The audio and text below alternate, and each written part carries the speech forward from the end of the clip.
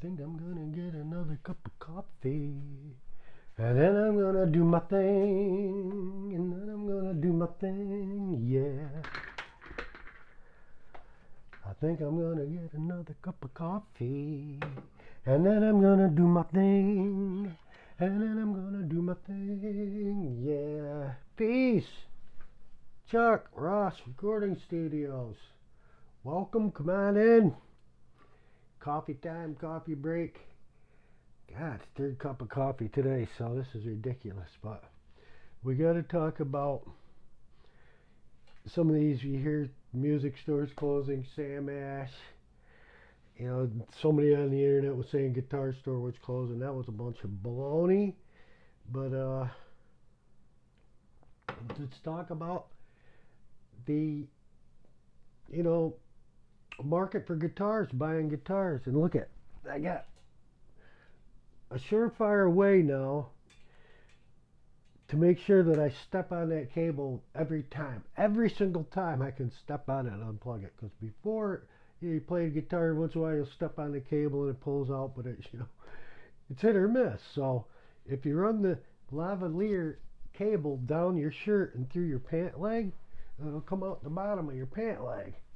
And then you can make sure it's right next to your foot so you can step on it every single time. Yeah. You don't want to miss it because, it's pretty annoying when you don't step on it and unplug it. So, tip of the day, and that's free, mind you. So, I got behind me IYV guitar collection. 1, 2, 3, 4, 5, 6, some of the cooler ones. Besides, I've got 7, 8, 9, 10. So I've got a total of 10 IYV guitars. And I'll tell you, thanks for IYV guitars and Amazon shipping and all that. IYV got me personally back into the game. I started playing guitar in probably 1973, had the rock and roll band, and we'd go down to Drum Sound in Albany, Colony, and the closest thing I could get to a nice guitar was a used Les Paul. I'm not saying, what did I just say? Get a nice guitar? Brand new guitar was out of the question. Les Pauls, even at that stage of the game, were probably $1,200, $1,400, I don't know. So far out of the ballpark, I couldn't afford it at 16. Luckily, I could afford to get a used Les Paul. Then was $400. I remember getting the Sunburst Les Paul with the ivory tuning keys, beautiful guitar. I wrecked it the first week by taking the tuning keys off, putting some nice Grovers in with really nice smooth tuning action so you could really tune the guitar up, right? But not considering future value, I'm really destroying the guitar by taking off the ivory tuning keys. But I cried to see what that $400 guitar would be worth today. I don't know what year it was, but it had to have been below 73, and it was a used guitar, so it wasn't brand new used. It was probably between a 1965 and 1970, somewhere in that area. To think of the shame and never have an idea that Gibson would be worth so much money today. But I was in the guitar store, and Gibson Les Pauls are like $2,000, $2,500, where I paid, I think, these were two something, 179, 270, 350. So say the average price of these guitars, when they say Sam Ash is closing and some people are crying, they started, I don't hold a tear for Sam Ash or any of these music stores closing, to be honest with you. Sam Ash is what kept me from buying a brand new guitar. Same with Drum Sound. You walk in there, they're like a used Les Paul for $400. Now they would probably, be spinning in their grave, realizing they sold a guitar for that price in the store, because they were pretty tough with their prices. Then you bring a guitar in to sell, like, a Gibson Rickenbacker. Oh, that ain't worth nothing. Oh, we'll give you, $100 for it. Yeah, right. So what then they're giving you the most you can possibly spend on a guitar, and then when you go to give something back to them, it's the least. They'll kick you to the gutter and the curb. Give you, we changed our mind. We'll give you $50 for that Rickenbacker, 4001. So I don't hold a tear for any of these stores closing because those are the reasons why I could never buy a brand new guitar, Sam Ash, like I have every one of these 10 IYV guitars is a brand new guitar. The playing of them, I'll say right off the bat, when you get a Gibson, a Paul Reed Smith, Fender Strat, your guitar finish is going to be pretty close to that of piano quality, showroom finish quality of a high-end automobile. PRS, you're going to be getting like a Ferrari type finish, Porsche. It's going to be flawless and perfect. That's the only thing IYV guitar lacks is a showroom finish. The finishes are great, but when you get up to them, you can see where that's why the price point of these is where they are. They don't finish them to a showroom quality. The finish is really awesome, though. It reminds me of when I grew up, our glass in our house in '73 was a little wavy. You might have a little bubble in it or something. There was no perfect glass, sort of say. It always had this little wave to it. That's what the finish is like on these. It's not perfect. If you want perfect, then you got to go for $2,500 Gibson. The finish isn't going to make it sound any better. I'll tell you that. I'd been out of the game for 10 years. I had no idea why I was really playing music. I was playing it to be quote cool, to be the rock star in the band in high school, to get the girls. And after a while, it's like, that's a ridiculous reason to play guitar. And when I moved to California for a while and moved around, I didn't have the guitar to bring with me. I just dropped it. People in California rocking away. I never once partaked in any jamming. And now I look back and it's like I should have, but I didn't. I don't like borrowing other people's guitars, equipment. I didn't have mine, so I'm not gonna say, "Hey, can I play your guitar?" I'm just not that dude. If somebody offers, "Hey, you want to play the guitar?" Okay, that's different. They're offering, but I'm not gonna sit there and borrow somebody's guitar for no reason. I don't know. But when I got back into the game, it was because of IYV. It's like, my friend always let me borrow guitars, always had a guitar, so I never had to buy one. Never had to have an amp, it was an acoustic. And then all of a sudden I, saw IYV, or saw Firefly getting good reviews. It's like, thank God I didn't buy Firefly. It's China. I hate China. Let's get off that. And I had no idea where the Fireflies were made at that time, but they weren't available on Amazon. Okay, but this IYV copy was available, besides a couple others. And I don't know, this one just sparked my interest. When I actually bought my first one, I didn't even pay attention to where it was from, where it was made. I just bought the IYV, and I modified it. There's a video on that you can look at. I put Seymour Duncans in it, new tone knobs, switch, new tuning keys. I didn't want anything original on it because all copy guitars in my past were, mediocre.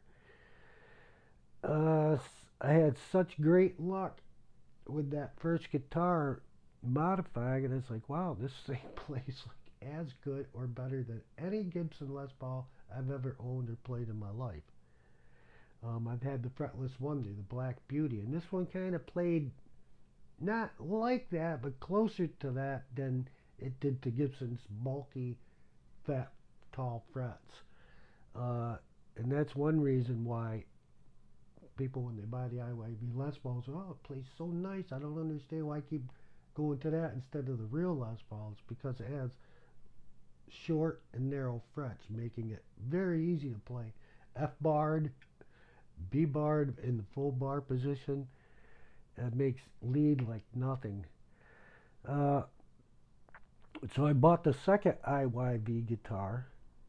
Now, mind you, if this was a Gibson Les Paul and I bought the Gibson Les Paul, I would have modified the tuning keys probably right off the bat because their standard Les Pauls don't come, at least they didn't in the past, with the good tuning keys. So you want good tuning keys, you got to buy, Schowlers or Grovers or Klusons, which I bought Klusons. They seem to be great. So I bought the second IYV, and I'll tell you, I'm really happy I did because the pickups are different. I was like, get the Seymour Duncans. I wanted to go for the DiMarzio Al Di Meola sound, and I'm going to on another guitar.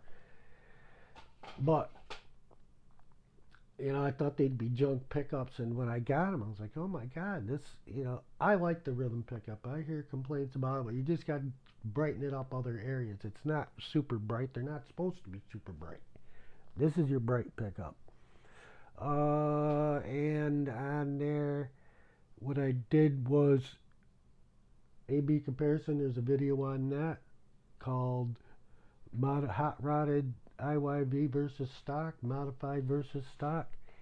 And I can't say either one of them is better than the other, but it gives me the choice of different flavors. I like the stock pickups for the smooth jazz sound, and I like the Seymour Duncans for the more rock and roll, like a Jeff Beck rock and roll sound. So with Gibson, I would not have been able to afford two brand new Les Pauls. Maybe I could have, for $400 each, get two used Les Pauls. But where are you going to find a used Les Paul for $400? Unless Karen, a friend of mine on Facebook, hoping maybe she still got her son's Les Paul and wanted to sell it for $400 if she still got it. But if anybody plays guitar and saw that, that thing was gone that week, and I didn't have the money to buy it, unfortunately. So, inexpensive, no. What's the first thing that a business does when they get a product in? Is put markup value on it.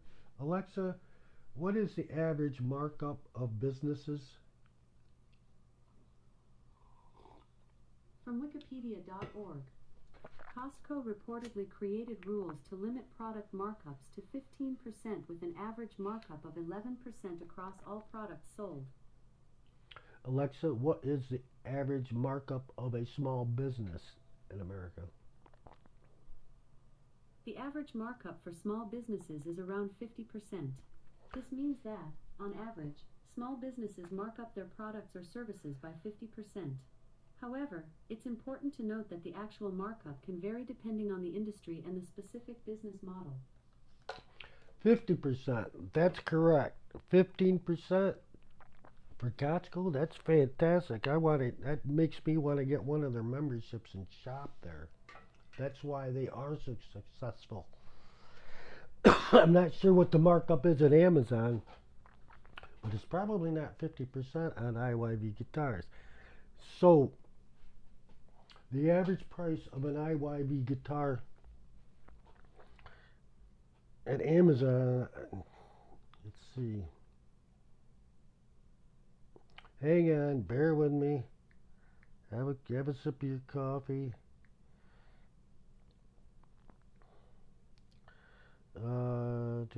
That particular model is not for sale.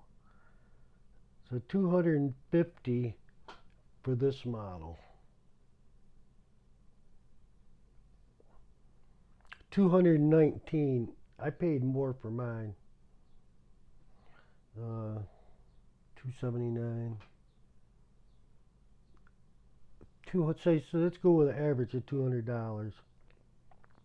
So if you're in a store and you're running a store like the Guitar Center or Sam Ash, or a private store is going to be 50% too. But see, that's the thing. Now, Costco does 15%. If the Guitar Center and Sam Ash and Drone Sound charge 15%, Sam Ash wouldn't have gone out of business.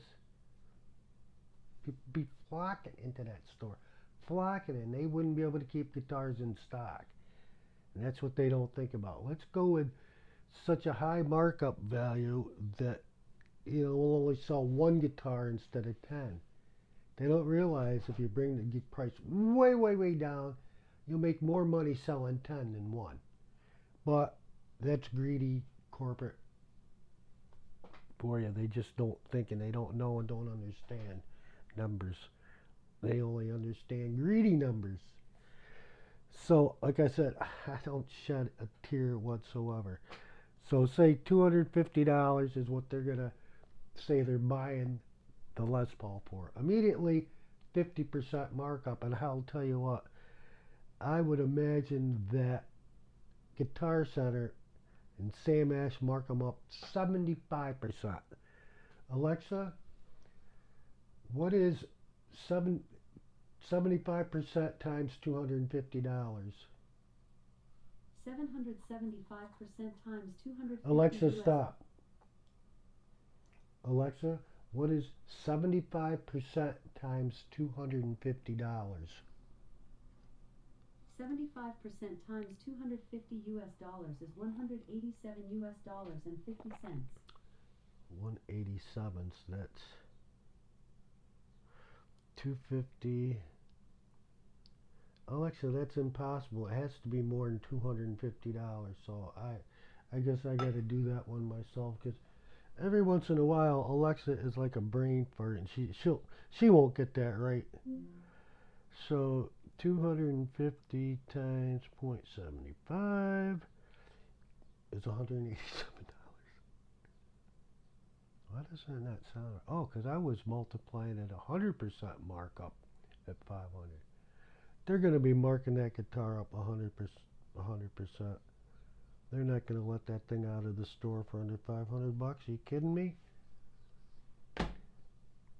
I would put that guitar to value in Guitar Center and Sam Ash at $699. That would make your markup pretty good. But still, that might not be high enough. But $699 compared to the Gibson right next to it, yeah, for sure. So,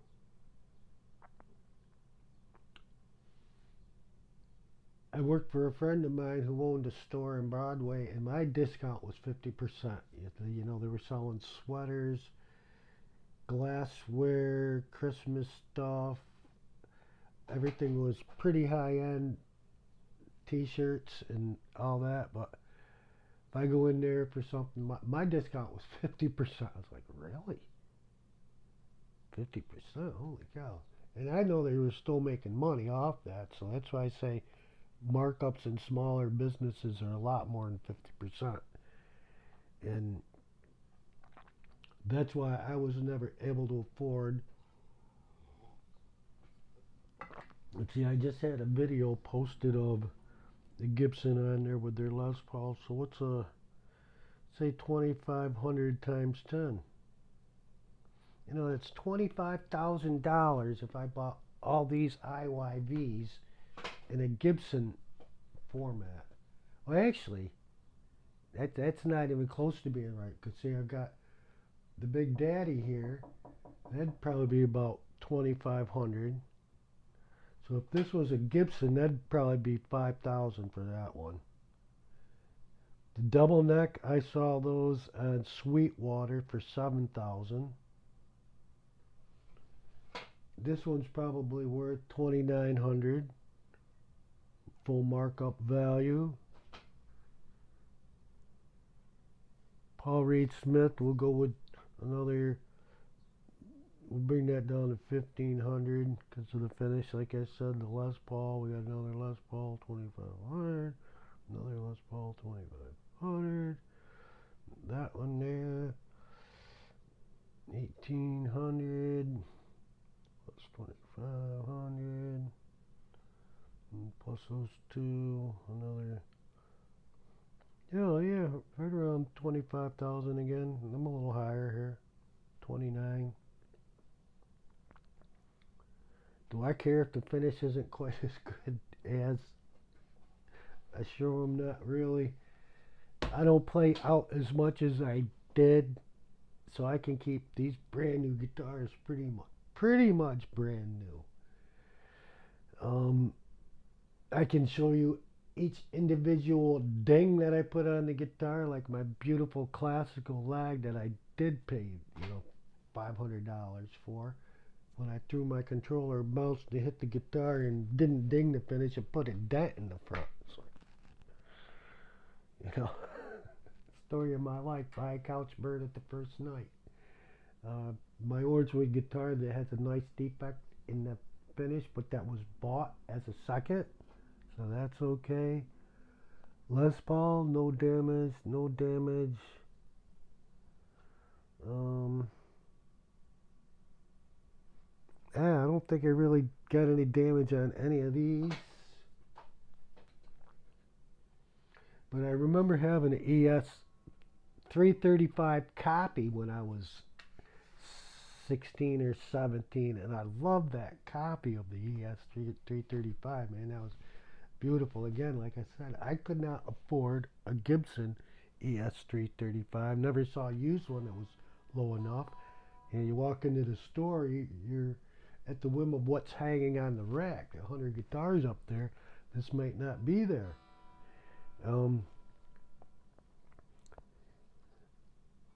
I looked at IYV's website.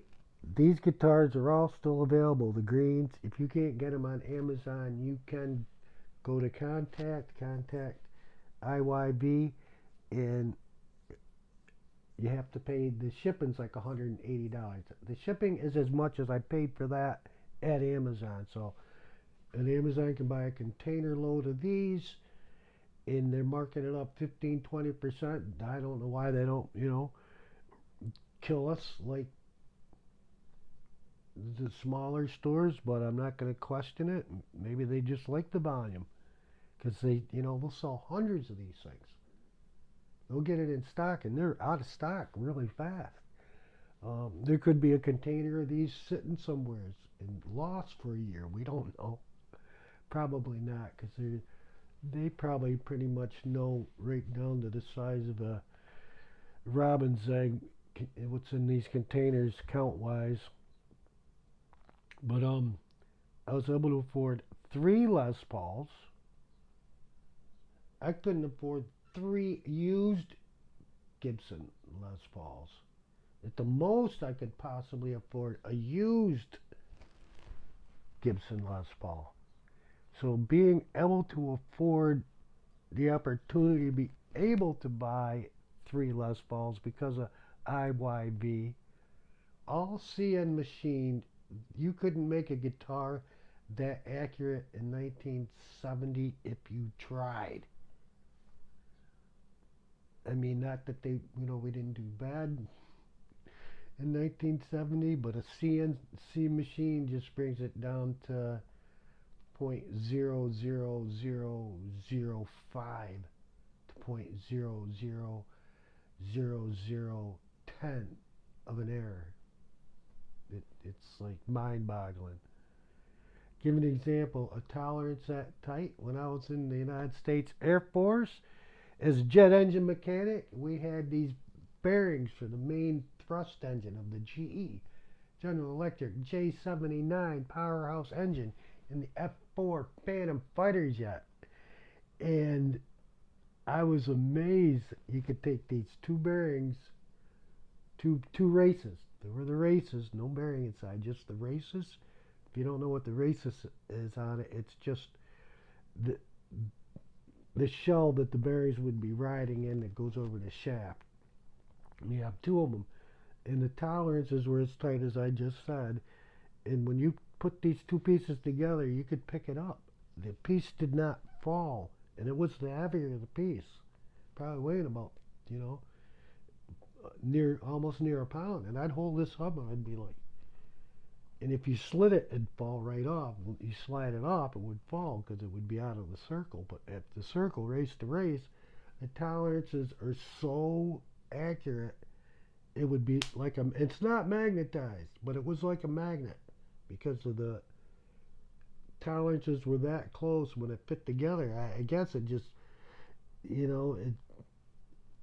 it picks it up because everything's touching each other. There's no gaps. Again, it's another example when they're polishing these space mirrors for stuff out in space for their telescopes. It's hilarious because like the smoothest thing we could possibly ever imagine is a finish on a guitar or any type of glass that we see in a house, a building, or anywhere. The smoothest surface you could possibly imagine, and it doesn't matter if it's a phone lens or the smoothest piece of glass you can imagine, under a super duper micron microscope, it would look like a mountain range compared to how smooth they can make a piece of space mirror glass. So it's hilarious what we think it's really smooth. It's not even close to being smooth, and that's probably an under exaggeration of how smooth these guys can really get these surfaces. Because they're like, yeah, your piece of glass will look like a mountain range, like White Face Mountain. it's like it's hilarious. So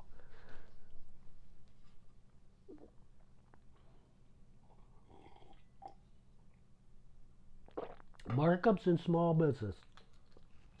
For example, if it wasn't for Amazon, and that's why you don't see IYV guitars in the Guitar Center. You mention them, and all them things are junk.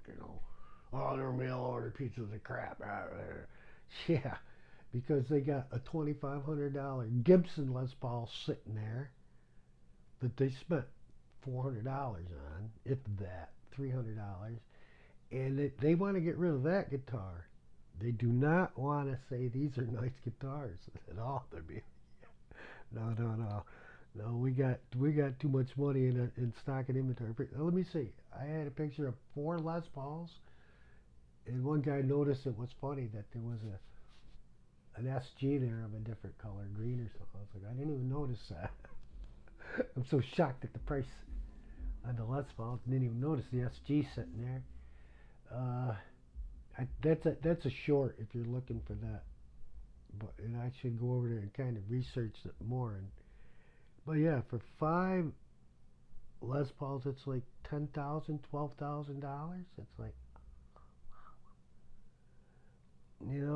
I've got no remorse for any of these stores. I'm sorry, that's the way I am. That just been keeping me from being able to afford to buy a brand new guitar. Again, I sound like a broker. I sound like a politician at a pep rally. Wait a minute, politicians don't do a pep rally.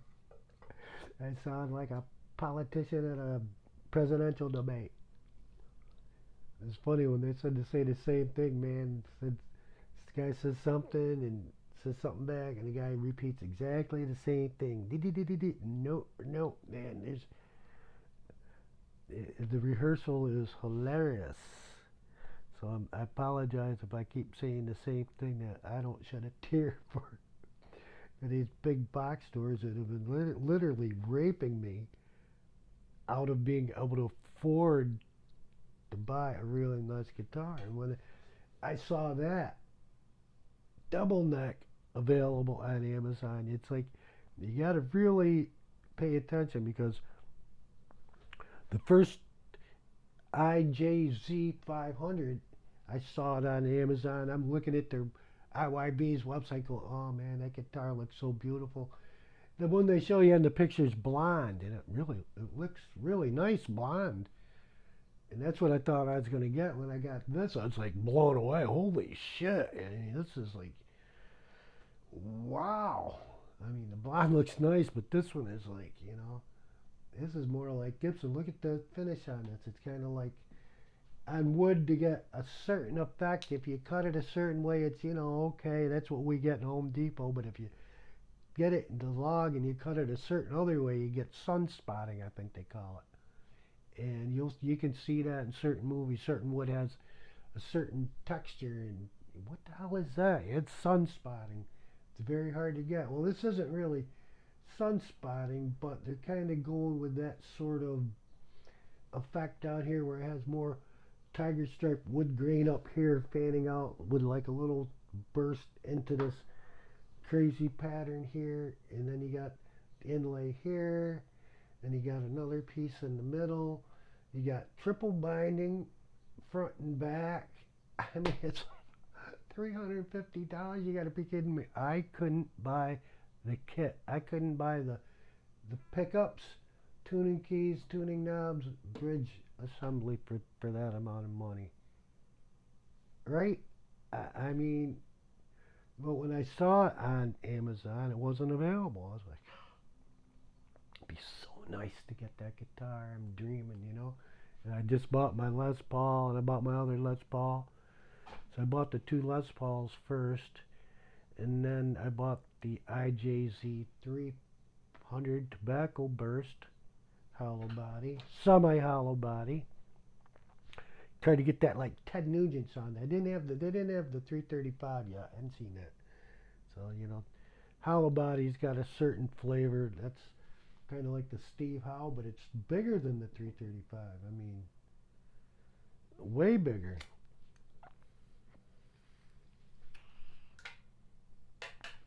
Well, I'll show you. 175, excuse me. This would be the 175 version of that. And see how much smaller it is? This is really comfortable to play. I can see why Steve Howe uses this all the time. It's such a beautiful guitar. This is not an IYV. I can't say anything about the guitar. My mother said if you can't say something nice about something, don't say nothing at all. I'll say I modified that with tuning keys and stuff. But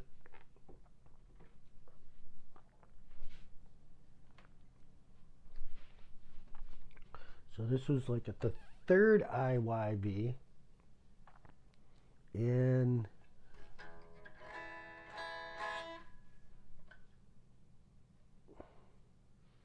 I've been working on fret polishing. You can actually, I guess you can really see that the frets have been oiled. The fretboard has been oiled versus these look a little dry. You can see this looks oiled. This is not. So wow, I didn't realize that it would, from a distance I could actually be able to see that. I checked the neck. The neck, 4 years after I bought it, perfectly dead straight. And I'm talking using the gauge. I was like shocked because the one that I modified, I had to tweak the neck with the truss rod.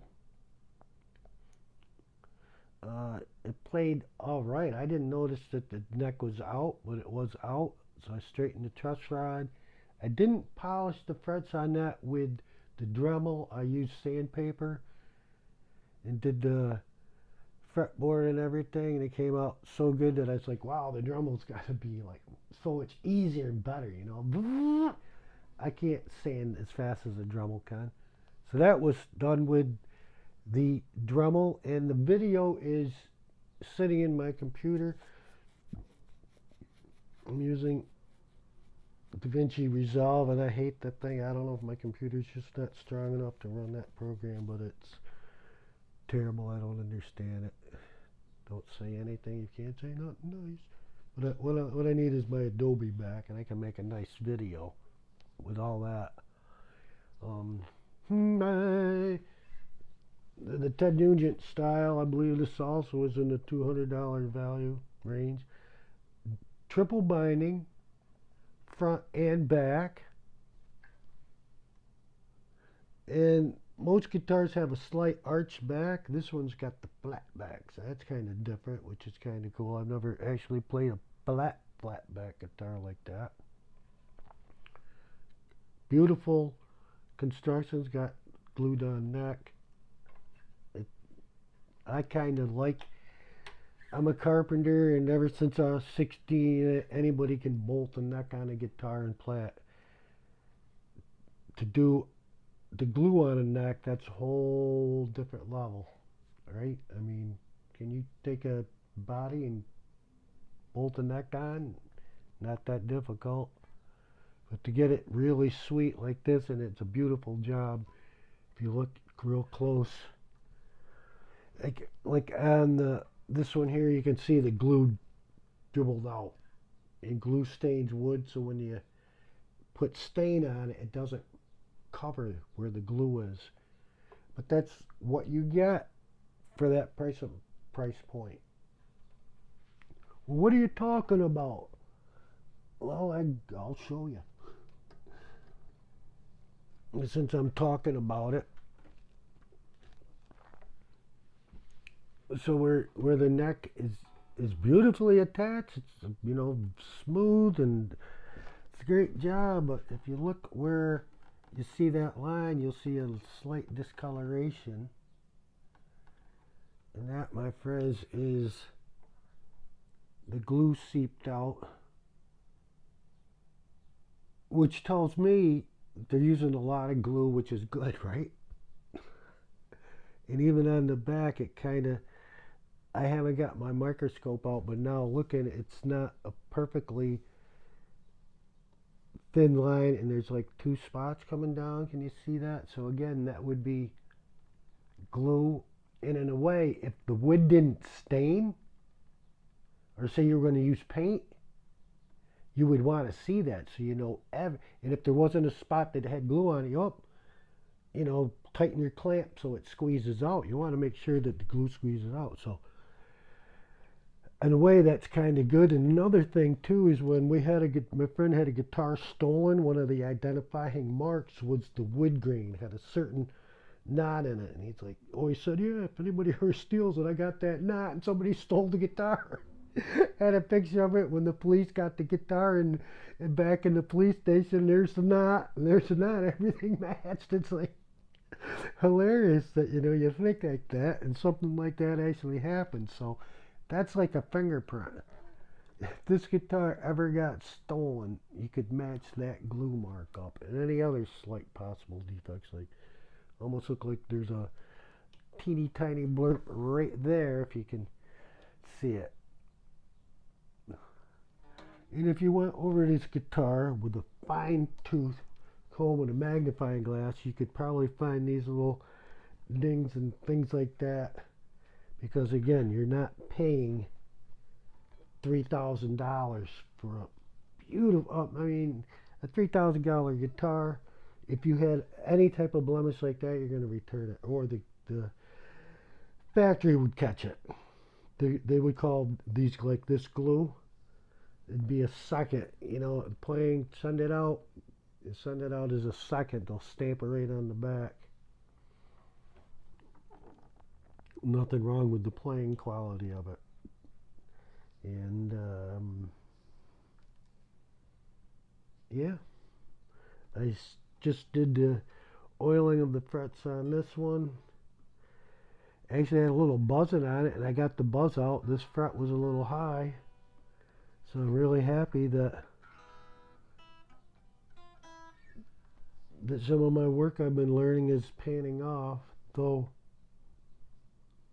when I took off the whammy bar, I wasn't paying any attention, and I got a giveaway over there, a Zoom GX4. If anybody has been stoned long enough to follow along and can catch what I'm going to say, that would be a fun thing to give away. I'm a poet. I know it. Would I really want to give this away for that? There was something else I wanted to have a giveaway for. Well, what I wanted was to have ideas of a contest of something to give away. A contest to win. What would it be?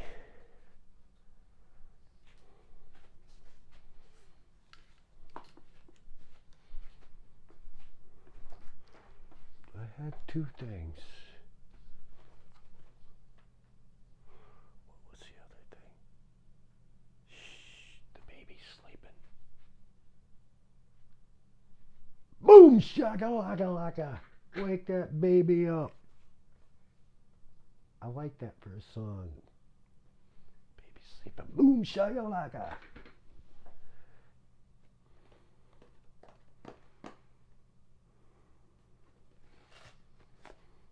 Yeah, why not? This one will be just sitting here for another 10 years. I used it. It's pretty cool. It sounds pretty good. It's kind of fun to use. It's got an internet app that you can go to. I don't know if it's probably on the phone too. And you can, when you get an effect, you kind of can modify it, and then it sounds really cool. Without the modification, it was like, yeah. And then I watched somebody's video, and I was like, oh, that sounds better.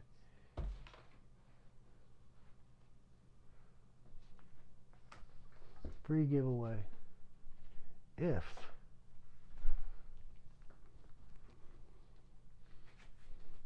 you send me in my contacts under email, spring one, and you win the Zoom GX4. I'll say that one time just because. Okay. So when I was changing the strings,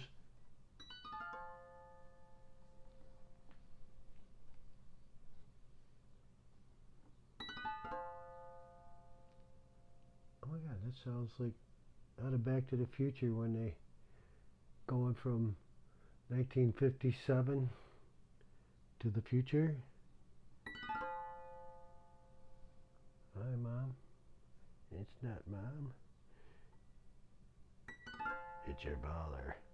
Whoa! So I took off the strings to do the leveling truss rod, and it was kind of odd because this truss rod did not seem to want to move. And then I kind of forced it to the opposite direction I wanted to go, and it moved, but you're supposed to go clockwise to pull it back, and it was going the opposite. It was counterclockwise to pull it back. So I was all fucked up. I was like, here we go. I was doing good with a couple guitars. Now screw up the truss rod. That'd be great. And when I took the strings off, this bounced around, and okay. Not paying no attention, except make sure it didn't damage the guitar. And you, anybody that stays the song, you're gonna love this one. But when I'm putting the strings on, number one, I forgot to put the spring underneath the whammy bar. That's where the spring goes, underneath there. Oh, geez, I probably could get it in there right now.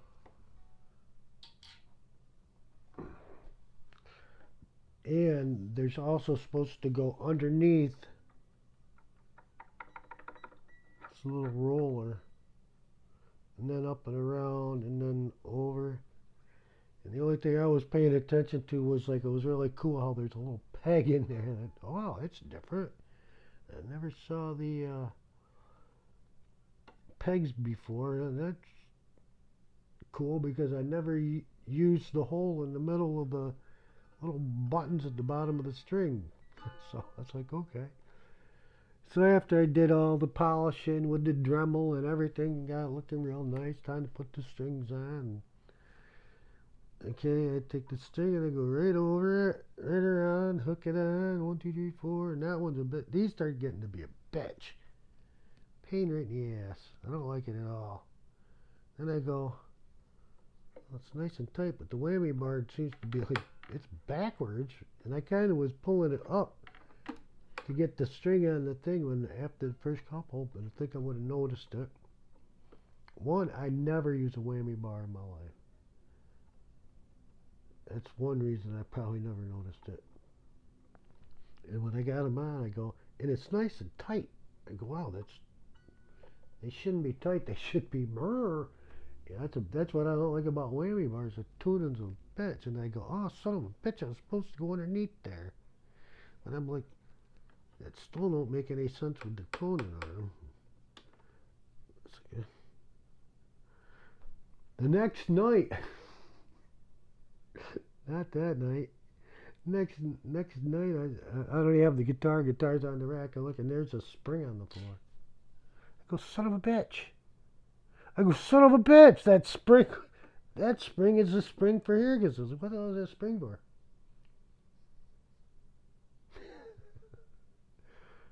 Son of a bitch. Son of a bitch. The spring goes under the whammy bar, Chuck. That's why the hell there's no ripper do. I go, okay, so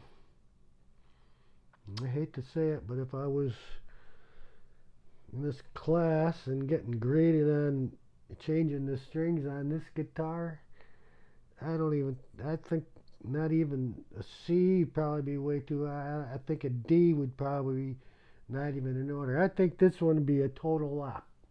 Right? Fail. Besides the fact, I'll say it, this string here was pissing the B string so much it went around an extra time to get on there. I was like, screw it. I'm not going to get it super nice and neat. I was just temperature rising. I was ready to blow the gasket. And then I got that on. I go, all right, you know, I'm playing on stage out. I doubt anybody'd ever see that, right? And it's going to work. Actually, a little bit better. It's wound around one more time. Just a little shorter on the top end, that's all. And the reason I'm keeping it, though, is because on my Paul Reed Smith, this particular model right here, matter of fact, has the whammy bar. And I took it to the shop, have them set it up. And I said, yeah, I never used whammy bar. It's like, oh, I can add springs into it and make that thing so tight it won't move. I go, really? I go, yeah. He goes, add them in, move, doesn't move, and take them out, make them move like a feather. I go, oh, yeah, man, I don't want the thing to move. So he took them out, took the whammy bar off. I never thought about that. Now, since I've got it actually so tight that the whammy bar doesn't move on the pull, I could take this whammy bar off, couldn't I?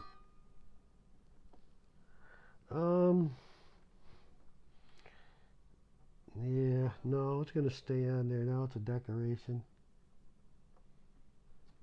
Too much involved to take it off. Plus, it looks kind of cool. So that's kind of the funny story about that one. Again, IYB got me back into the game with a brand spanking new trans orange guitar, and this is the one that I see is not on their website right now. Sorry. I'm sorry about that. Again, double binding, and I'm not busting their balls, but if you want to know one of the things that would save money on this, they used to just paint this edge, but it feels like it's laminated to me, but it's not perfectly colored. It's kind of like dirty, and the underside of it, it's not as bad as this one. The underside is terrible.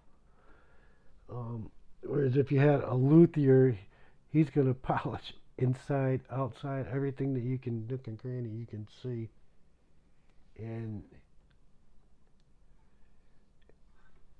always buy these from Amazon or IYV Direct.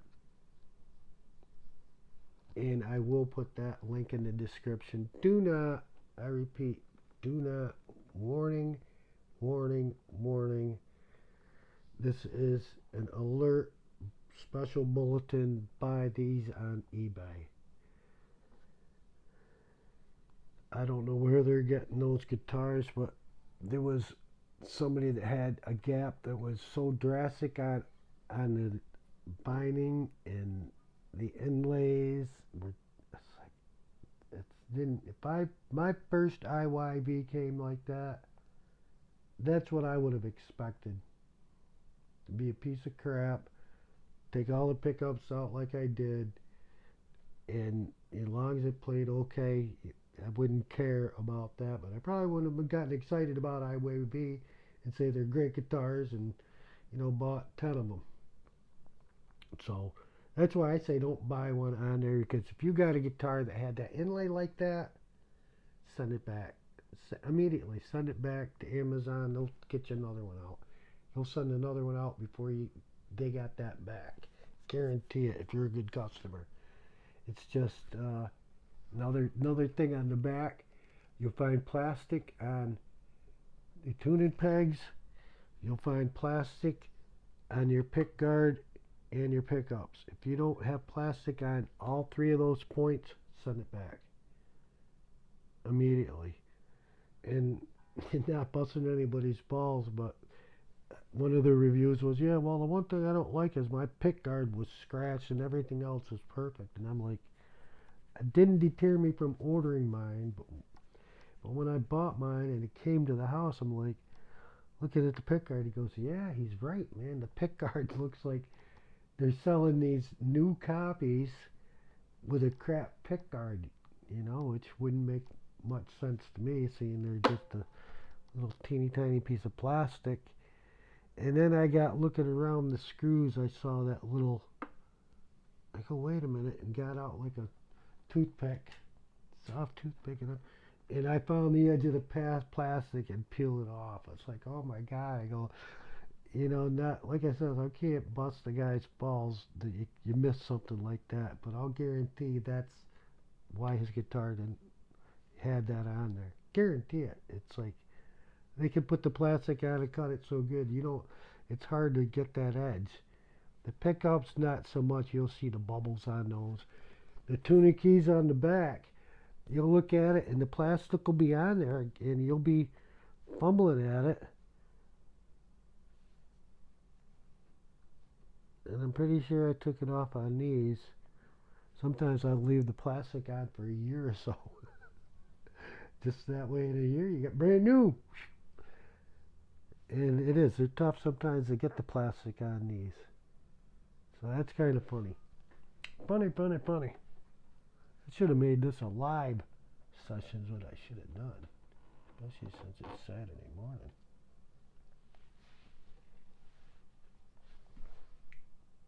And the double neck that I got is one of the guitars I have not seen on their website also.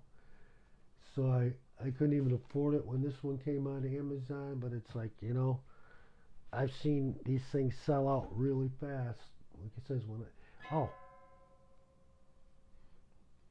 subtext on Amazon. I was saying I saw this on Amazon and it wasn't available after I bought my first two of these and was dreaming about it. They had a thing where, well, we'll let you know if it ever comes back in stock. Click here for your email. All right. A year went by, over a year, and I got the emails was in stock. I go, oh man, that's awesome. It took a year. I think it was 360, around 360, 367. That's a pretty good price, and they're a lot cheaper now when they come out. And I was like, oh my God. Click. I was making a lot of money, so it was no issue hitting click. It came. Yeah, I love it. It's a beautiful guitar. It's definitely the nicest. Bigger than the 175. When I put the strap on and went to play it, I can't even see the fretboard. Swear to God, it is such a fat, wide body, and it's got the arch on the back. It's like, okay, this is not a stand up and play guitar. Sit down, I can peek over, and I got to see the fretboard. So that was kind of funny. And gold, everything's gold on it. It's got the really fancy bridge string holder thing. I know this is the bridge neck pickup. And I don't know what the technical name for this is. Maybe saddle? No, that ain't right. I don't know if it's a saddle or not. Whatever it is, this has got the gold one. So that's kind of neat. A little bit of upgrade. And I immediately brought it to the shop. Oh, this needs to have the tuning keys changed. And like, because a friend of mine says, oh, they probably got the cheap 250s in it. And well, when I changed the ones in the green to the 500, I'm not realizing it's not because the 500s are better. That's not the why you change ohmage. So I, geez, maybe I could put the original ohmage back in at 250s. That's why it kind of sounds so much different. But then maybe it kind of is good to have the 500s in it to make it sound drastically different than the stock, which comes with the 250s. But he told me it when I had him, say, yeah, let's change everything out. And he's like, I guarantee, he goes, these pots are the good ones. He might not have said 500. I go, what do you mean? He goes, they're not going to make a guitar like this anywheres and then put cheap crap tuning keys in it. I was like, I'm listening to the guy. Okay, you're right. Yeah, okay. I just, this is 2020 now. It's not 1970 where the parts were sub level compared to today's pots. And the pot is not as good done as today's pot either. Today's pot's very good. Can you say pot? And the same with the pickups. These are the Destiny CNC wound, which tells me that they're wound on a CNC machine, so that's got to be pretty cool. And I've still now that I got the Dremel and I got a cutting wheel and I've got used pickups from the ILS 300, I will cut that open because I don't have soldering gun, and my grinder would send those pickups to the moon if I hit it with my construction grinder. I don't have a vise to hold it, so it would be very cool to see the inside of the pickup. And I was going to change the switch out. Oh, Mark says it comes with cheap switches on, these things. He's like, number one, the Les Pauls were easy to change because you can take the back cover off. He goes, I can't change that switch. What? He goes, it's inside the guitar. He goes, you got to fish through here to. I go, oh my God. I go, yeah, no. If it's all that, if it went bad, we'd spend the money to fix it. But if it's all that trouble, what's the okay? Switch is gonna be good from the factory too. All right, I like you. So the only thing he did was put new strings on it. I like the gold tuning keys.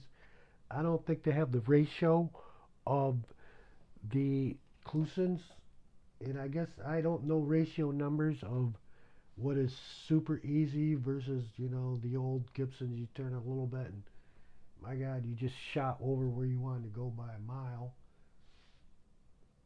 And the tuning keys on the double neck are two different styles, which is disappointing to me because on the 6-string side they've gone back to the typical SG tuning keys, which the ratio on stock Gibson Les Pauls and back in the day in the 70s was, like I said, terrible. Them Ivy tuning keys, they're great for nostalgia value and all that, but man, you just turn a little bit, it's like, oh my God, this is such a pain in the ass to tune. And the nuts holds the string tight, and you get a little bit, and then it bing goes beyond what you need. Versus, like I say, you get a nice set of Grovers, Clusons. It's like the ratio is so easy, you can just dial it right in. Oh, it's so nice. That's what the keys are on the 12 neck side. Really nice tuning keys. They're beautiful. They're awesome. They work great. Why didn't they match it? I like it. It kind of looks cool being two different styles now that, yeah, I like it. But it still make this side, it's not as easy to tune as my Les Paul I changed with the Clusons. On the 12-string side, it's funny because there is the Firefly version. It's funny that when I bought this on Amazon, it hadn't been there for 3 or 4 years. It's gone. It hasn't been there since. It's not on their website. But I believe Firefly, you may be able to get Firefly's version of the 12 neck, which is pretty close. I like to support Vietnam. That's why when I found out they were a Vietnamese company, I was like, on board, man. I have no quims and quotes of buying anything that does not say China on it. Everything else in my room is made in China. The orange wood guitar, my bed covers, the gauges for the guitar that I bought, the straight edge for the guitar. The only thing that I bought that wasn't the Dremel, China. Except for the micrometer. It's the only thing that was made in America is the micrometer. Everything else, everything else in this room, I believe, my TV, my receiver is Yamaha, Japanese, got no idea where Oppo's made. Panasonic. Alexa, where is Panasonic made? They're a Japanese company. Panasonic is a Japanese company founded in Osaka in 1918. Alexa, The company designs and manufactures a wide range of electronic appliances, such as televisions, audio equipment, microwave ovens, air conditioners, and washing machines. I swear to God, we're going to be saying pledge allegiance to the United States of China and to its republic, for we used to own, except our politicians were so stupid. They let them take over because we have stupid politicians. So that was very cool. And the Firefly had a pickguard that kind of goes through the whole length of it. And I kind of think, I don't know what Steve, I would have to look at Steve Howell's picture of the white one. But I have seen it where the pickguard goes all the way through. So I think, well, that looks kind of neat. They got also 2 different styles of pickups besides the tuning keys. Destiny one, they're both Destiny round, but one has covers, one doesn't. And the headstock on the Firefly is, I'll say right off the bat, it's easier to tune. That thing's like a mile longer. It looks like a board. Bloop. The headstock on that Firefly. So the tuning keys are way far apart. I like the looks of this. They're really tight. They're packed in there, and it is a bitch to tune, man. You get in there, oh my God. It was, you gotta be careful. Maybe that's why those tuning keys might be smaller than the other ones. Oh, Chuck. How do you, can you measure them for us? Well, I guess I could. I got a micrometer here, new. What do you think there, Tim? This Binford 2000 micrometer. It can measure small right down to 0.0005 of an inch.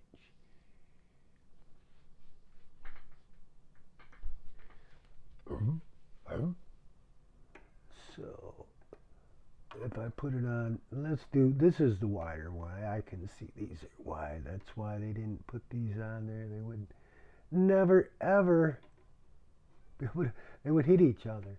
Oh my God. And I kind of know math a little bit. I just can't read the number. That looks like 725, 35, 738. Alexa, convert 0.738 to fraction. 0.738 as a fraction is 369 500ths.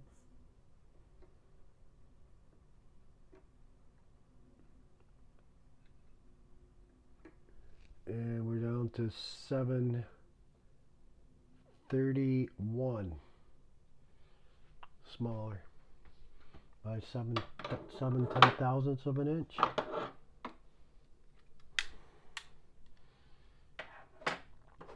And if you're ever drinking coffee and You just can't get energized. First, let me put a disclaimer out. Kids, do not try this at home. Take a 9-volt battery. Ah, yeah.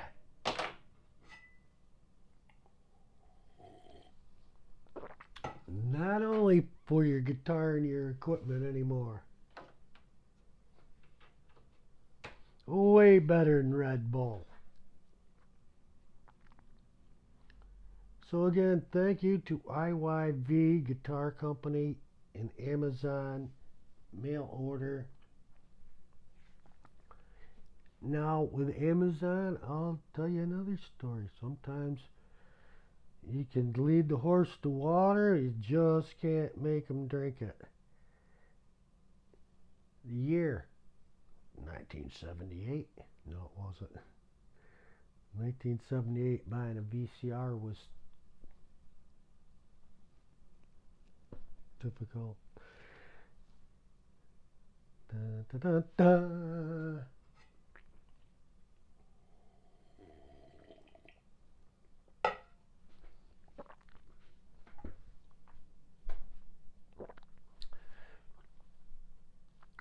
Where was the box for that? It's right here.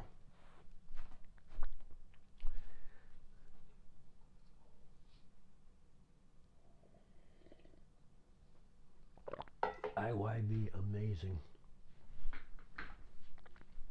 So now you know that when they say, "Oh, they're a cheap guitar," no, there's low markup. It's like immediately when people do not see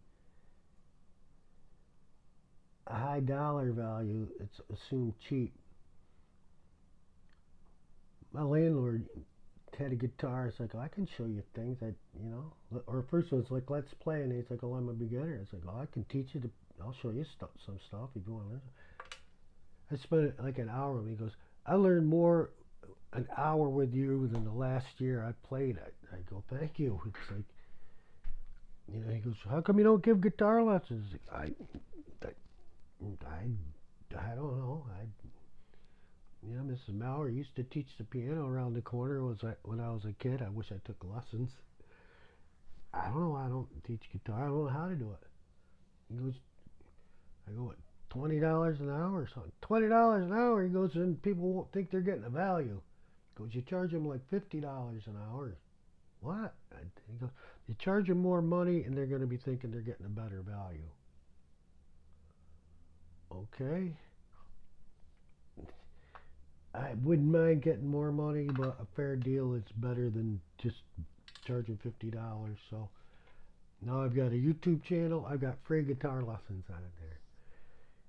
Free!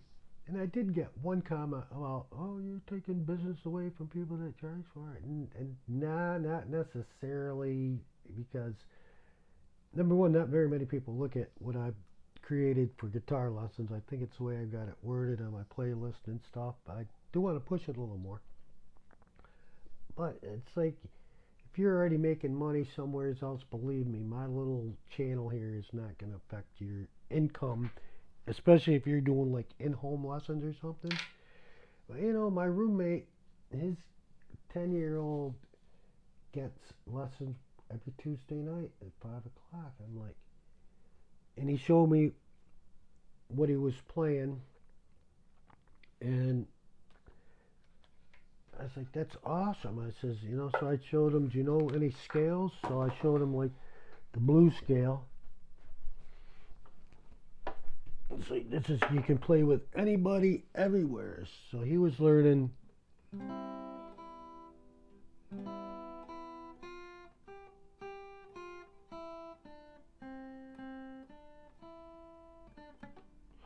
So I looked it up on Ultimate Guitar, and me being a Steve Howe guitar player, it's like,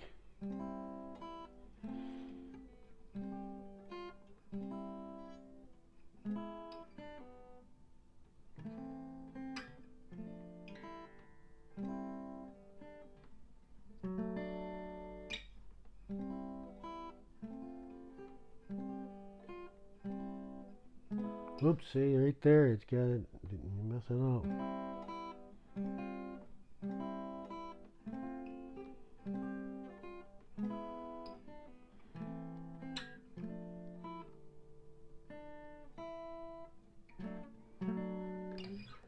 So, of course, being, they think I gotta add all the other notes in there instead of just oh, it is a lot easier, isn't it?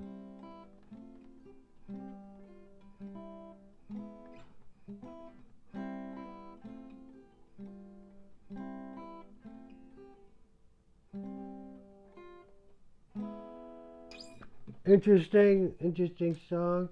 I thought maybe I'll learn it. He could play along. We could play together. So it would be fun to do guitar lessons, but I don't know how much to charge per hour for guitar lessons. I guess I would look that up on YouTube and find out how much other people charge for guitar lessons. I don't know.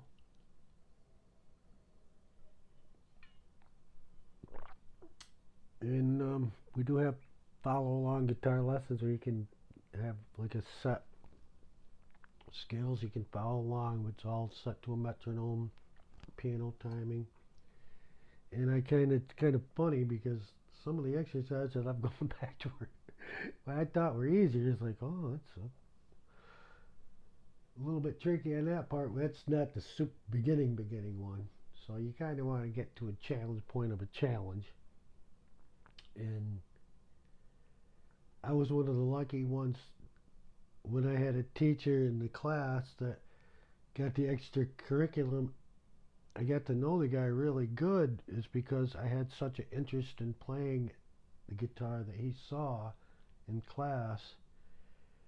It was at the YMCA, and you got 10 kids in there, and he's like, one of the things to learn play guitar is a lot of people are there because they're parents. Go take guitar lesson. You got to take something, and that's the time when they want to go to the play racquetball. So that class coincides perfectly. The kids in the class not really to play guitar, but just like a hired babysitter. And don't go home and put your guitar in the closet and then come back and expect to know the lesson that I taught. It's kind of like anything else. Practice, practice, practice. And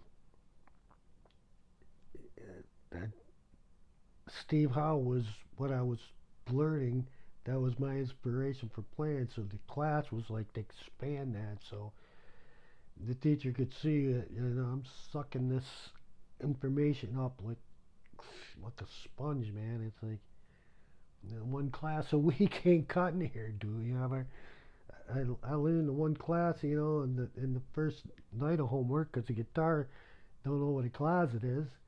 I need 4 or 5 days, 4, 5, and 6 through 6 to fill in the gaps. So we became friends. My mother worked at the YMCA. God bless my mother.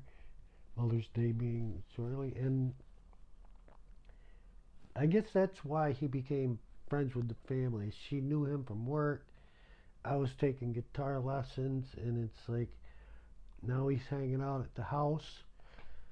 That's a quote. We did have the house 584-2028. There's some phone numbers that you can remember forever. That's one of them. It was the number, and I remember going to his house and watching them play, and the drummer was sitting there drumming, and he's got the bass drum and doing the cymbal, and this snare is like, I'm like, I hear this snare doing these rolls, and I only see one stick. What's going on here? It's like I had no idea that a drummer could, be wailing with one stick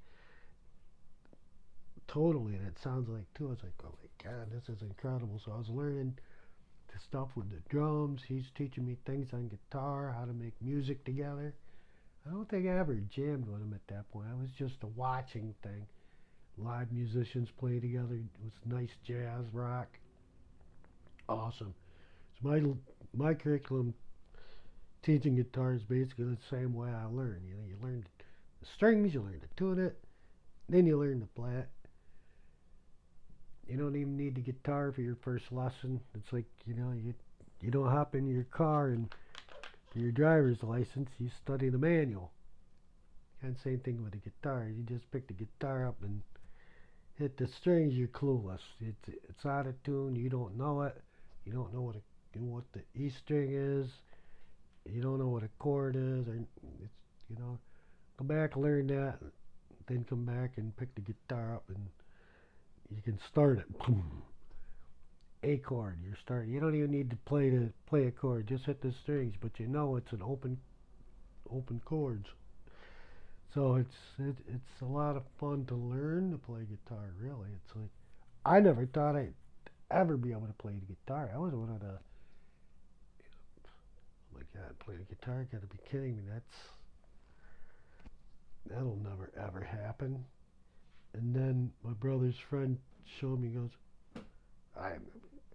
I'll never learn to play the guitar. He goes, he's sitting here. He goes, here. He goes, use an A chord. It's 1 fret, 3 strings, right in the line. I was like, all right. Well, my aunt taught me a C scale on the piano. First note to the left of the 2 blacks is C. You use your fingers 1, 2, 3, and then you cross over to the thumb for the next 4, 5, 6, 7, 8. Well, what if you want to go up? Forget about the 8 and then roll your thumb over. 1, 2, 3, 1, 2, 3, 4, 1, 2, 3, 1, 2, 3, 4, 1, 2, 3, 1, 2, 3. I always, I could play the C scale immediately, not fluently, but okay, same thing with the guitar. It's like learning process. It's easier to learn guitar. I would say if you've already played the piano, you have a head start up on musical notes, being the C, musical staff. At that point, you should know every good boy does fine. Now you pick up the guitar. I can show you why a C chord on the guitar is a C chord. They make it up from a scale. They don't make the scale from this chord. That's another tip.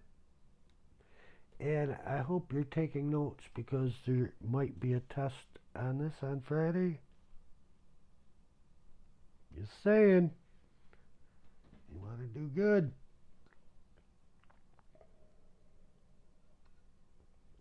IYV. I almost am having more fun sitting here looking at these guitars like furniture. Now here's something that Polk Audio, Speaker Music Company. I have liked Polk Audio. I have loved Polk Audio since 1973 and heard the first Polk Audio speakers. And one of the things one guy was saying on the review of their brand new Legends with the stereo sound and everything, they sound great, but he was a little bit disappointed on the cabinetry. A little bit disappointed on the cabinetry. On one hand, I agree with him, but the speakers are already rolling in at $3,000 each a piece, brand spanking new speakers. These towers here, watch, I'm going to step on that cable. Remember, we get disconnected. You know why? Is my speaker in the video? Oh my God, it's not. All right. Okay. Actually, these are one of the better finishes. Oh, we don't see the top of the headstock.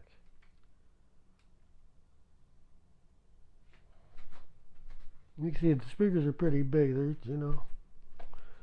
you can't pick them up by yourself. I got another video I did of that. It's hilarious getting them up the stairs. It's like, oh my God. I got them up the stairs and I couldn't walk for 2 days. These things are big, they're huge, they're heavy. And the cabinetry is actually really, really, really nice on these.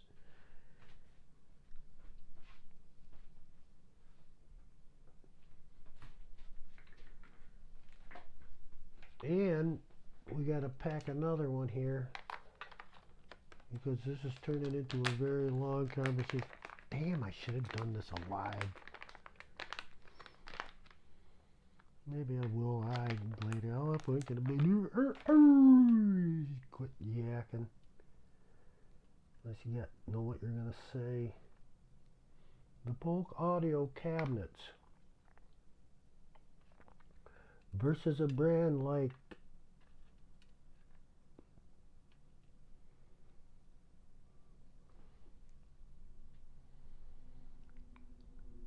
that KEF speakers. They start where Polk Audio's highest speaker leaves off. And it's like, I had a little bit of money, and I was thinking, okay, KEF makes speakers, and their towers, I believe, start around, I think they had a pair that started around 1500 in that range. Okay, I've got 2 drivers and 3 woofers and a tweeter. And on these cups, it's like one little mid and one other speaker, 2 speakers. That's including the tweeter. It's for 1500. You know, can two speakers this size really keep up with Eddie Van Halen just blasting Marshall stack on these things, full volume eruption? I don't think it can. But they have other speakers that, you know, with more speakers. They have speakers up to $20,000-$30,000. I was like, so I went in to listen to the 1500s with music that I know really well, inside and out. The timbre, I know the dynamic range. I can hear a pin drop inside of an explosion. There's such a huge dynamic range. A presence. You got imaging where if you just throw your speakers haphazardly in your room, that's what they're going to sound like. And if you put speakers in the right position,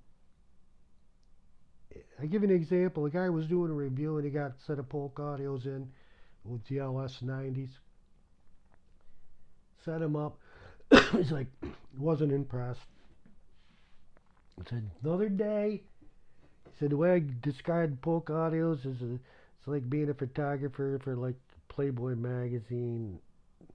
It's another day, another model, nothing special. And he goes, then he remembered, he goes, Polk Audio speakers like to breathe. They don't like to be stuffed back against the wall or in a corner. And he goes, remembering that, he goes, he pulled the speakers out 3 to 4 feet away from the wall and pulled them inside the corners so it doesn't have any booming effect from the corners. And he sat back and he's like, wow, night and day. It's like being, again, using the model example, it'd be like if Pamela Anderson or Bo Derek walked through the door and he's photographing on a breath of fresh air, a whole different level. And the speakers sounded great. And remembering that, I always remember my Polks, don't shove them in the corners or you'll get that mud effect, where you don't want mud. You want 20-30 hertz to be solid, not mudded, blending with everything else. So with the 3 woofers I got into, I go and I listen to the cup, and I personally, at the level of hearing that I got, which I think is pretty good, there was nothing that those cups did that made me go, wow, I want to buy them instead of the Polks. But what would have made me buy the cups over the Polks was the cabinets. The cabinet was unbelievable, a beautiful godsend piano finish, top, bottom. The back's like the Polks. The back, it looks like the back of a speaker. You know, it's nothing special. With the cups, you could turn around and show the backs in your room, and you walk in and go, wow, what are those things sitting there? Those are my speakers, you know, cups, man.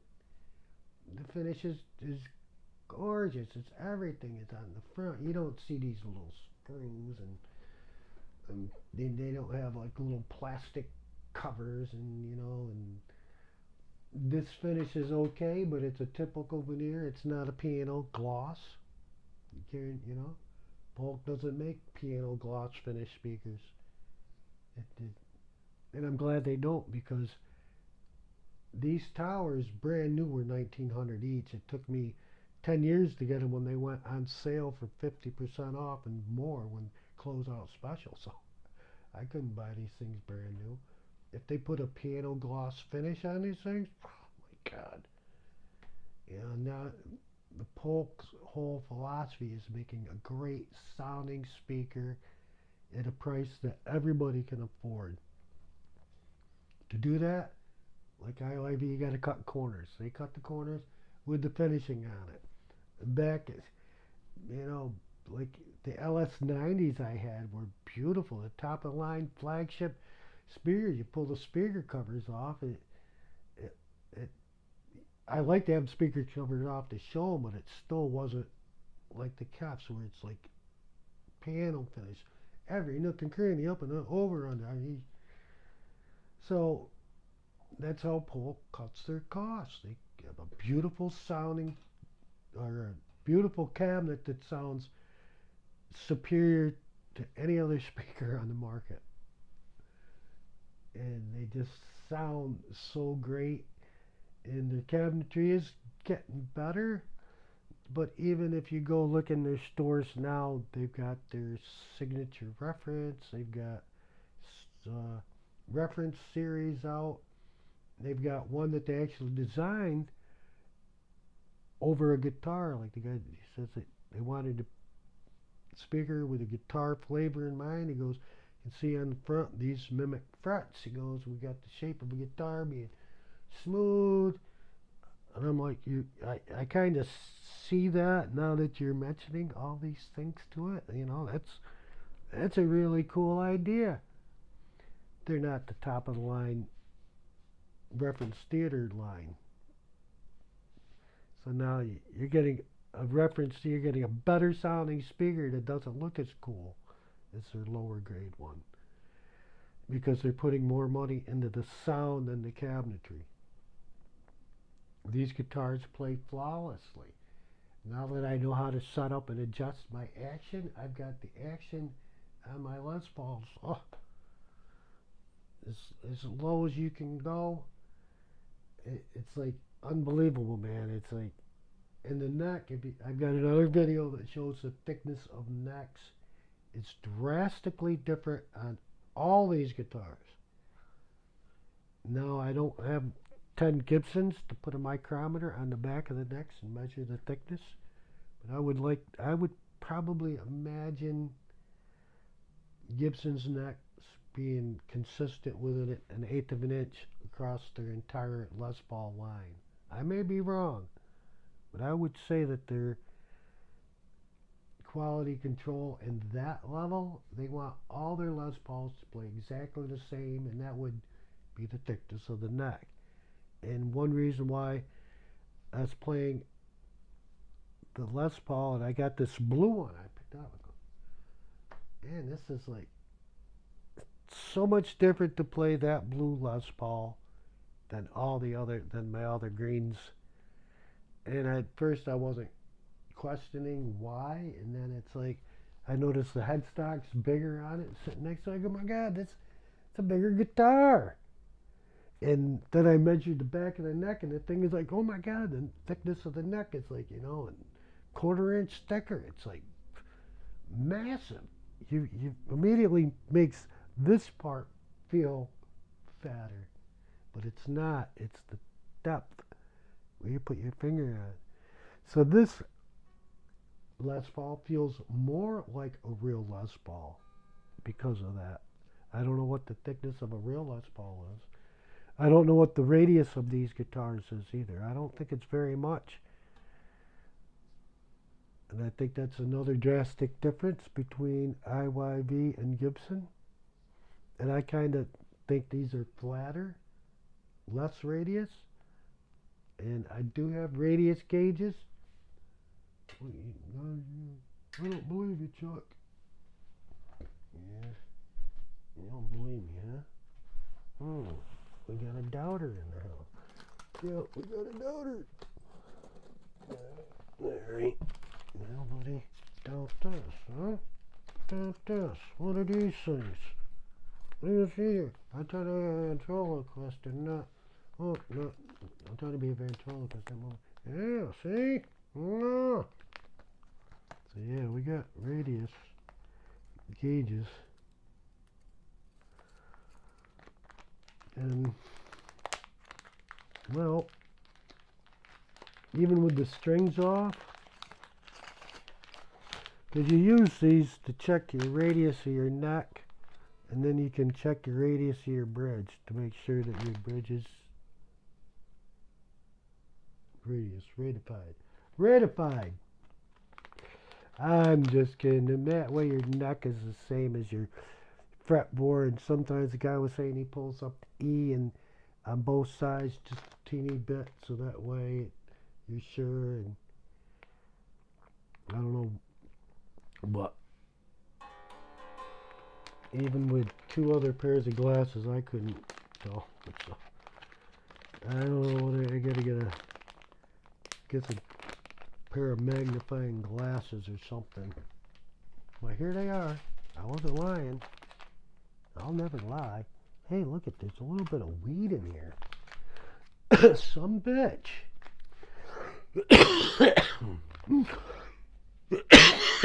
See that?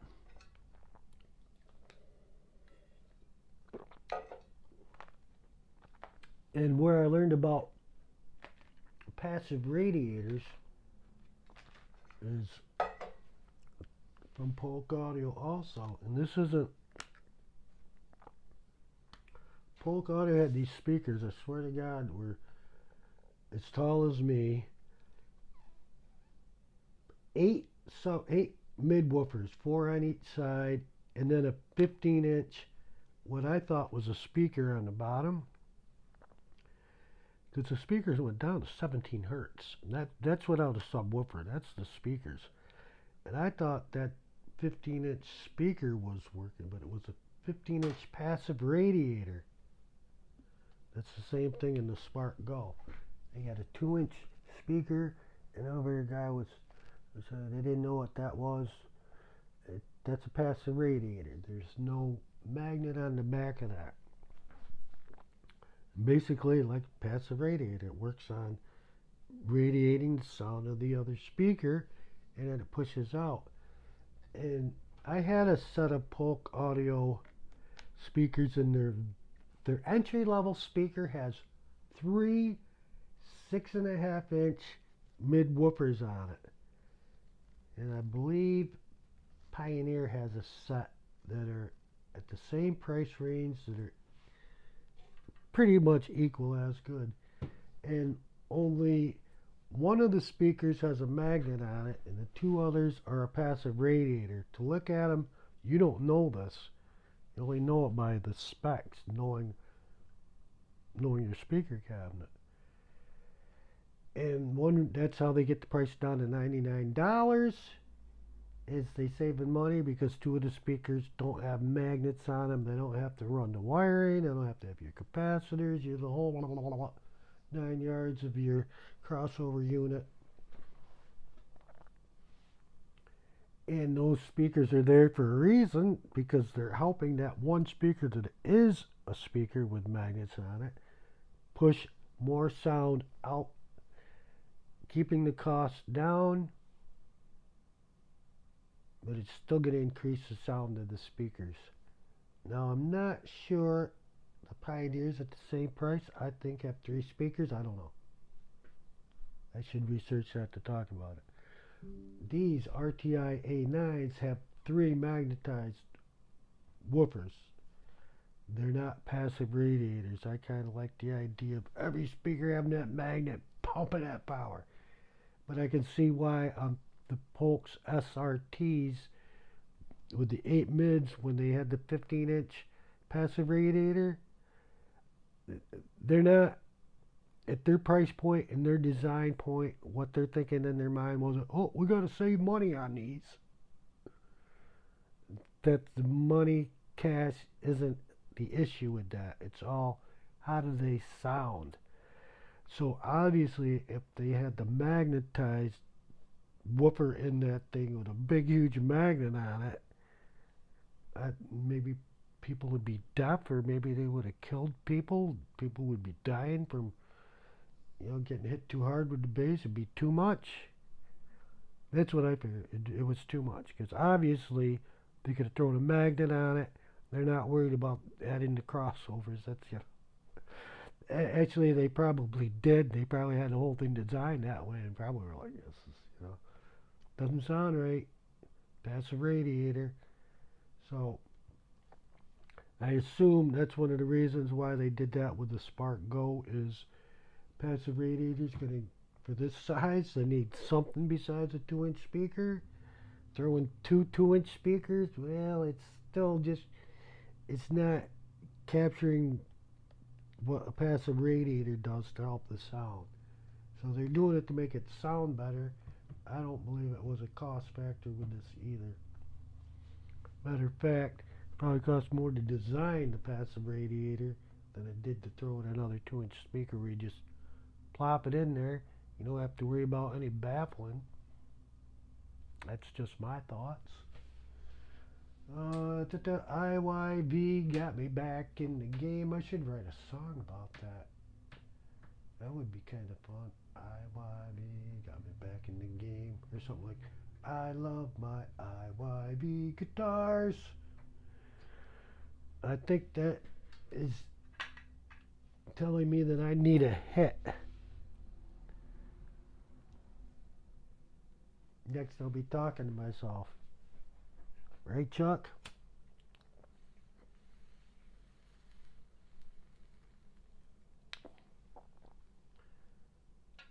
So that's my thoughts on the big box stores.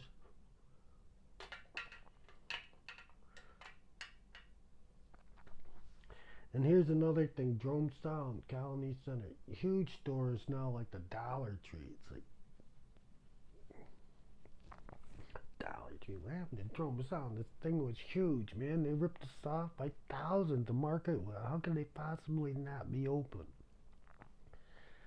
I mean, if you wanted, like, besides guitar equipment, you want a Crown DC 300, that's where you went, man. And now he's got this little teeny tiny shop on the Central Labs connecting, and I think that one's closed. How could you go from a big store to this little dinky store? Well, I guess it's because, like, really, one guy owned the store, got busted for coke, and spent some time in jail and lost the whole store. You come out and you're lucky you can afford, a little store. After all that. So the government probably took everything. So all the money that all we spent on our guitars went right up this guy's nose. No wonder, the law doesn't like people that do coke. I can't say anything back then. I didn't really do coke, but smoked a lot of weed. Lucky my cocaine days were pretty much cut and dry. Did it. I didn't like the feeling that I just drank 5,000 cups of coffee. When I try to do something, I can't concentrate on it. Spent way too much money on this shit that's like way too small. I don't like the feeling of it, so it was easy to just drop that. You like to get high, man. Weed's gonna get you high, don't fail. Now that it's legalized, clinics all over. Oh my God, it's like a dream come true. Even my father would sit back in the easy chair. I'd say he'd be rolling his grave, but he said the only problem he had with it's illegal.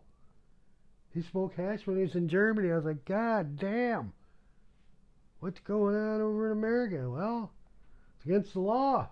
Holy shit. He caught me smoking weed in the basement, and I got a crew cut. Gave me a crew cut. And he didn't wait till the next day. He waited till the next day. Bang, open that bedroom door up. Get up. We're going to the barber. Ah! Oh, man, my hair was identification. You were cool. You were hippie. Put me in the barber chair. You didn't think I saw you smoking pot? through the window. I kind of did. Yeah, you thought I was gonna get right on you. Yeah, I made you stew. Made you stew for a day. Think you got away with it.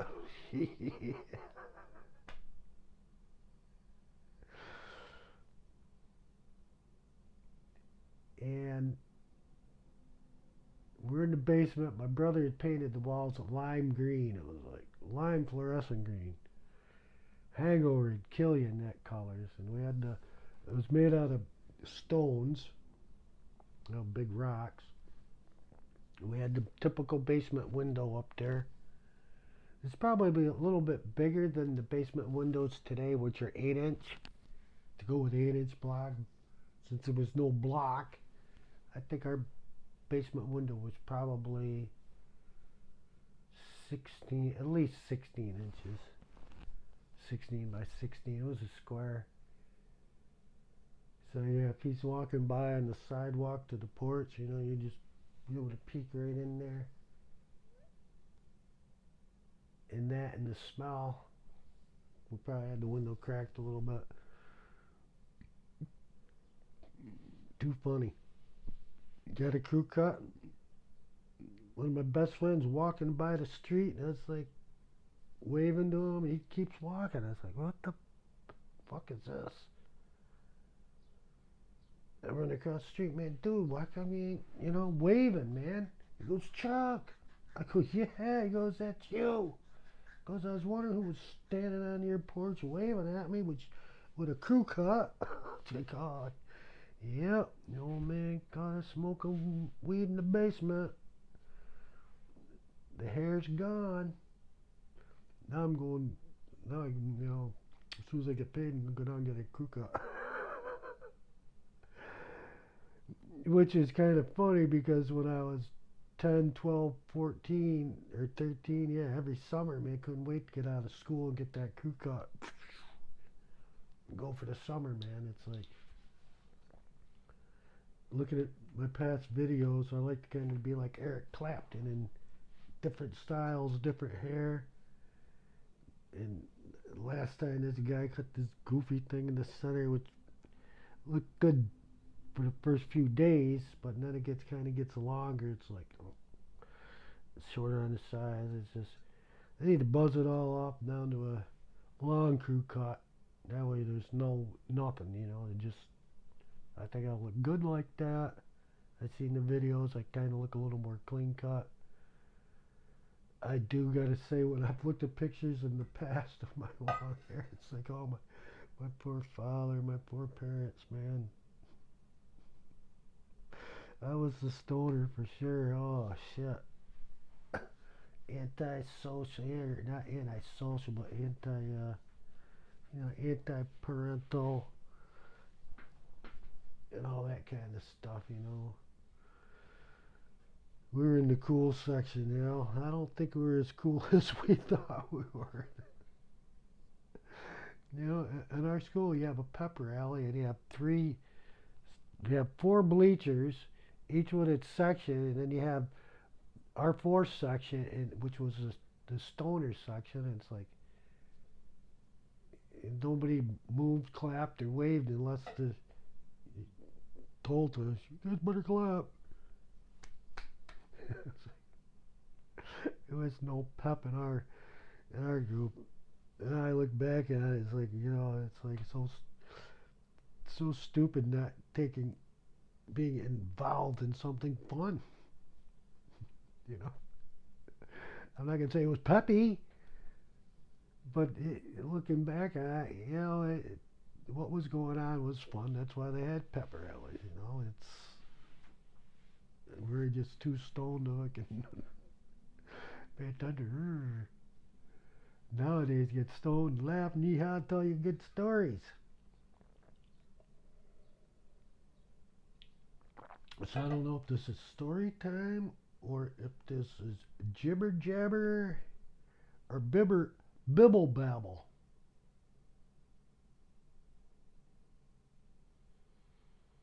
I think this is more jibber jabber, I would say. Not really bibble babble, but just getting the point of how much fun it is to have IYV from not really a box store. Do they call Amazon a box store? Alexa, is Amazon a box store? From Kipkiss.com.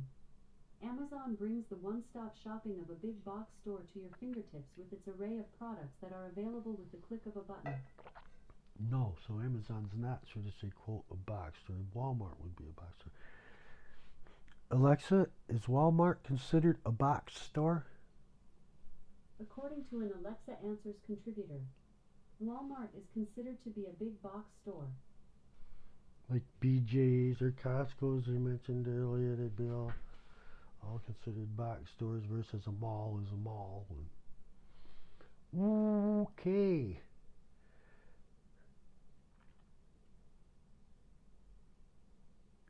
So I'm going to start advertising the price of my IYVs as a full markup from a store as if I went into a store and bought one. That's what they're really priced at. But then again, here's another story. I'm at a Sherwin-Williams store driving around as a courier. Yeah, I was probably out by the Rochester area. Could even been as close as Syracuse. And I remember, guys, a Steve Howe fan. Yeah, that's awesome. That's my favorite guitarist too. That's like, he's a guitar player. Yeah. It's like, have you heard of IYV? No, this is it. You get these guitars from Amazon. They're awesome. He goes, the next time I saw him, we're talking Steve Howe, we're talking guitars, and I'm showing him the Les Paul, I think. He's like, yeah, he goes, I don't know about ordering them from Amazon. I go, what do you mean? He goes, well, they'll come in a box.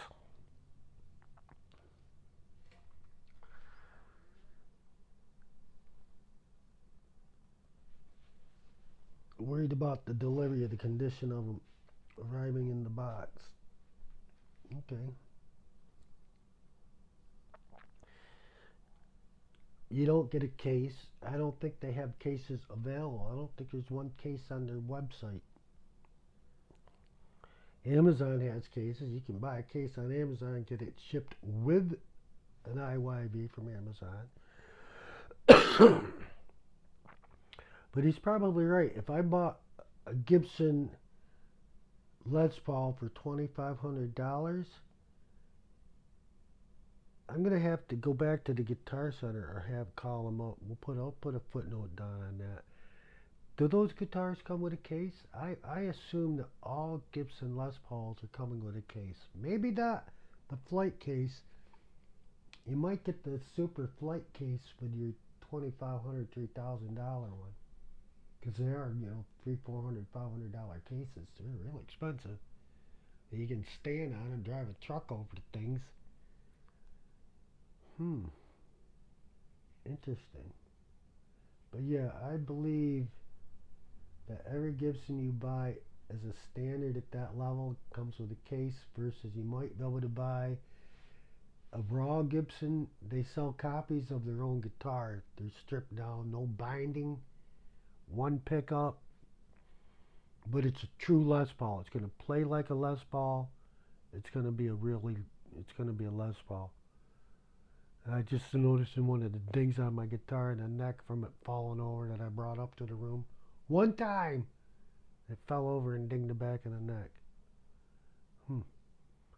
Gibson making a copy of a Les Paul of a Les Paul. And that was in, Alexa, what year was the first The Paul made by Gibson? The first The Paul was made in 2003.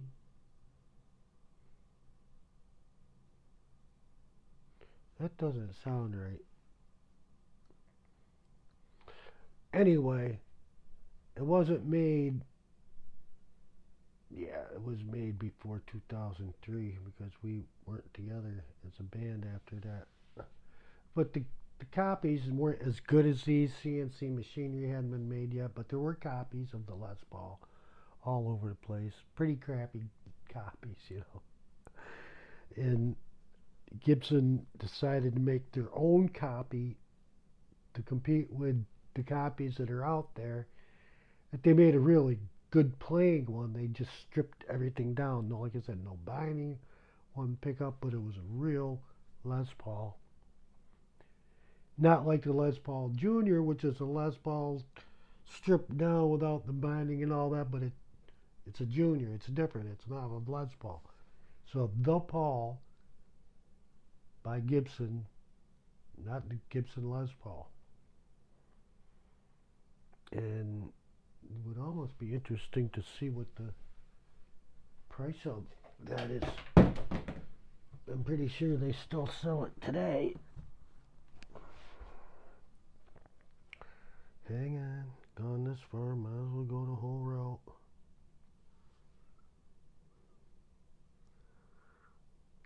Let me type this one manually.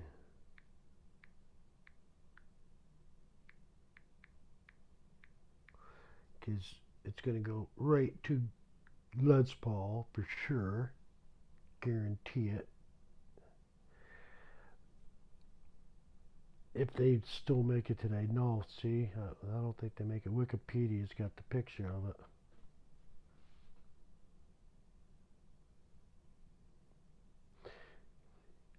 Excuse me, not one pickup. They made it identical with the two Hummer, which would make sense. If they're going to make a copy of a copy, how could they make a one pickup? I'm sorry, I was wrong. But the Paul is a true guitar, which is nice. Like I said, got it nice. It didn't have the binding. Of course, you know, I can't. I'm going to tell you something. I got to be able to read it. I can't read it with these things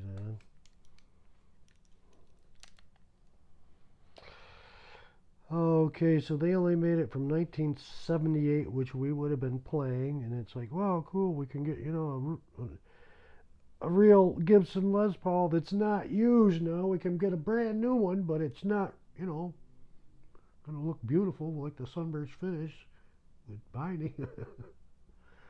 Okay, but it's still going to play the same, right? Yeah. Okay, well, we like it. We like it. 22 frets, 1978 to 1982. And then there's 2018 period. 1981 to 1984 Firebrand. So I don't really know what all that is. So the body was just basically solid walnut from the 78 to the 82s, 80 mahogany from 1982 to 84. So depending on what year you bought it. Different wood. And I really wish we could get the price of what they went for, because that was the whole thing. It was developed by Whitney Morrison, the Gibson plant manager in Nashville. It was designed to be the lower cost Les Paul style variant in a new series of instruments. Oh, Tune-O-Matic Bridge said they've upgraded it. Pearl dot inlay. The Paul Deluxe Firebrand, that's another, we discussed that a couple years later, similar to the Paul, except it has a mahogany body, 3-piece mahogany neck.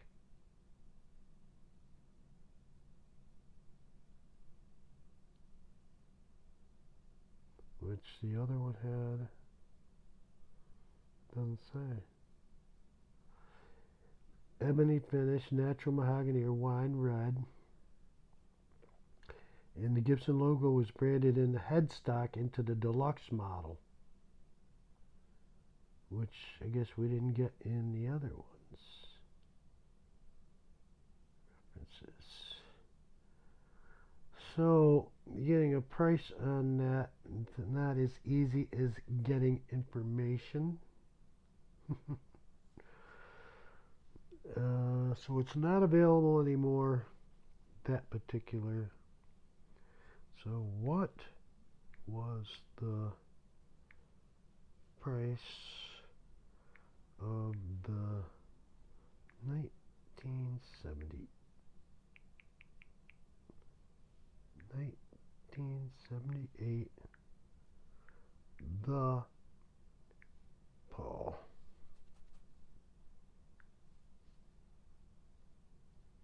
Holy shit, well now it's worth $1,100 if you found a used one.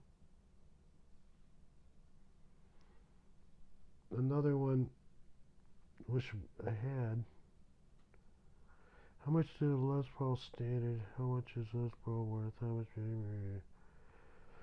What is a Gibson The Paul? They were 1978. Today they're worth up to $5,000.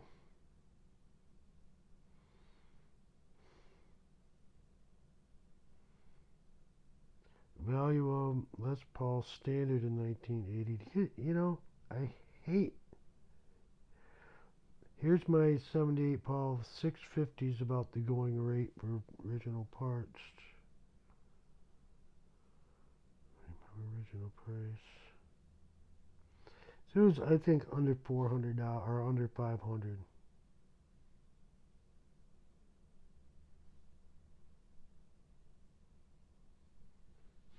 May never know. Don't have the receipt. That was kind of boring for the amount of information gained at the end of that. But I just got to adjust after that. IYV Guitars. I guess that's about it. Enough jibber jabber. I mean, what else could I say? This is not a live broadcast, which I need ideas for the live broadcast. And don't forget, free giveaway on this for mentioning that thing. And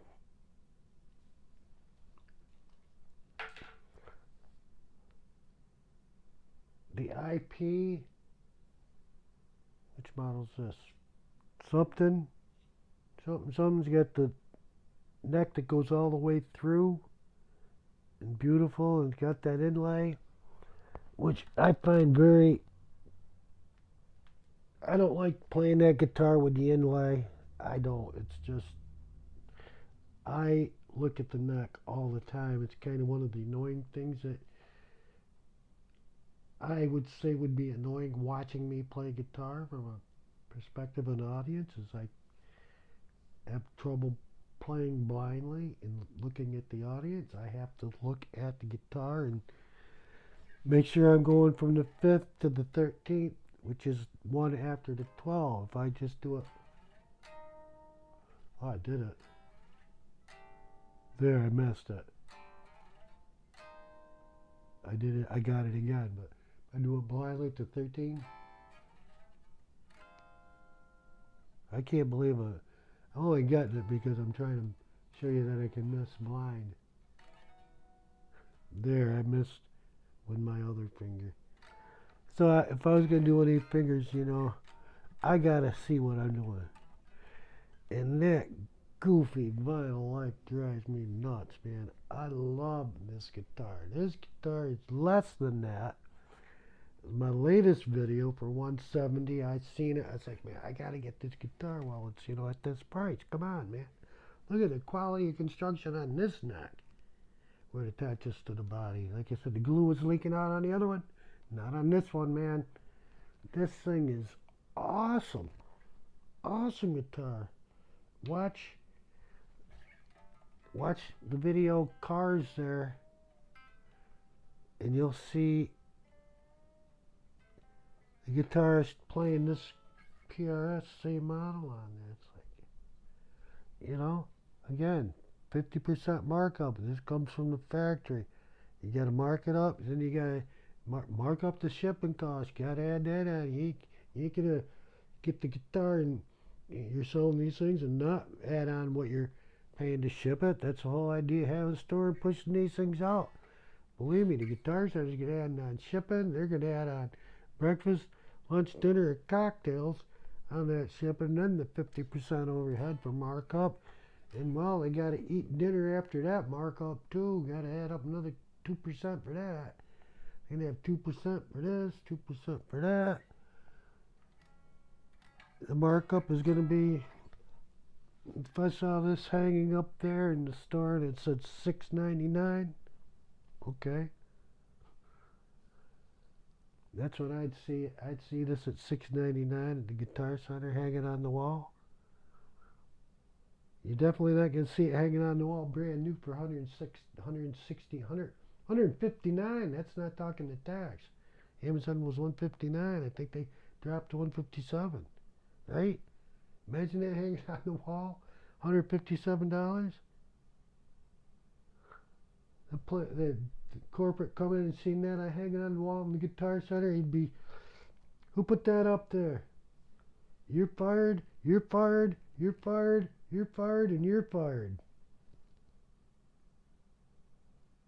And the manager get the tag out for $69, hang that on the wall, $699, and call people in to learn how to price guitars, because he ain't gonna pay $157 for that one. So thank you, IYV, getting me back into the game of guitars, and not only back into the game with CNC computer cut pickups on it that sound awesome. I've never changed pickups out since.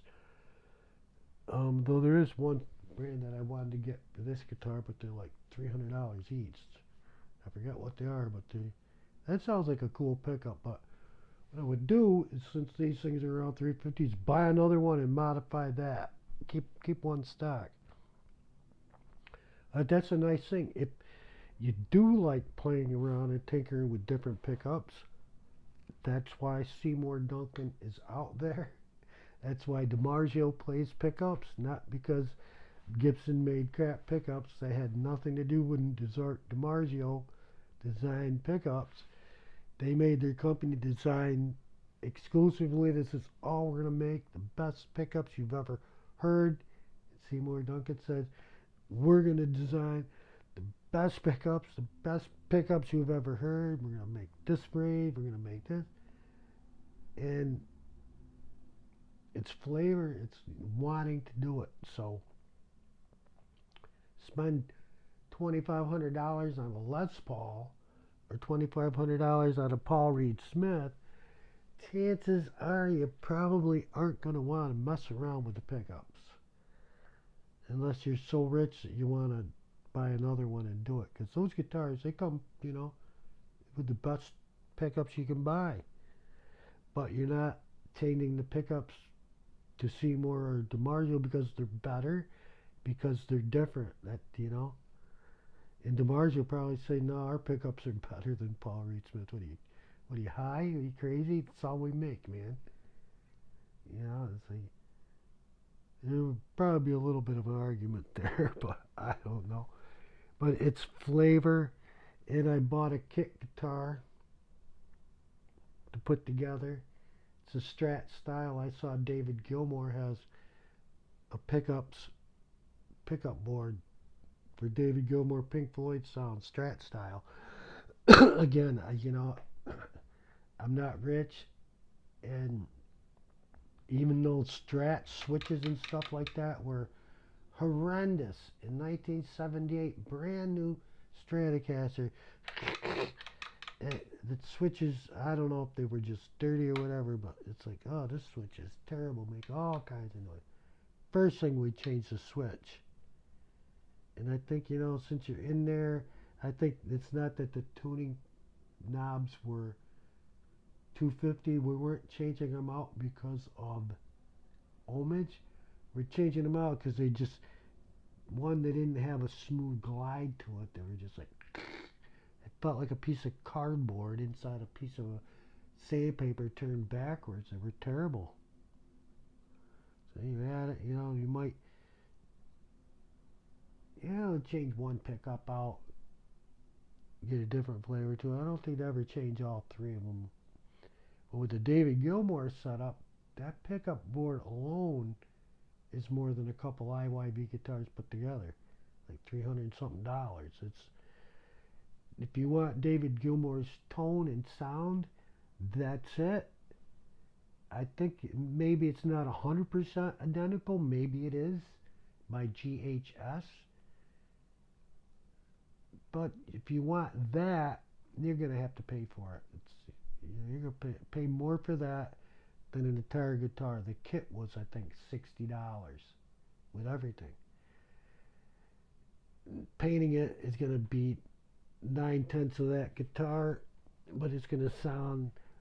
Yeah, I'm not expecting anything special on the sound until I get the David Gilmour board, slap it right in. Now I just made a $60 guitar worth $400, plus my labor, plus overhead, 50% markup. I just took a $69 guitar, painted it, put David Gilmour into it. Now it's worth $1,200. Can't forget your own labor cost. I always did that. Do things for nothing. Ain't working for nothing no more. I'm retired. We're not doing that anymore. For free.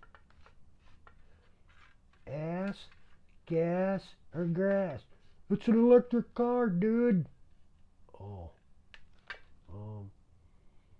Ass, electricity, or that just goose everything. I see why they say electric cars suck. Go back to gas. Yeah, I don't know if they ever can figure out the battery situation and all that. I can't really say anything about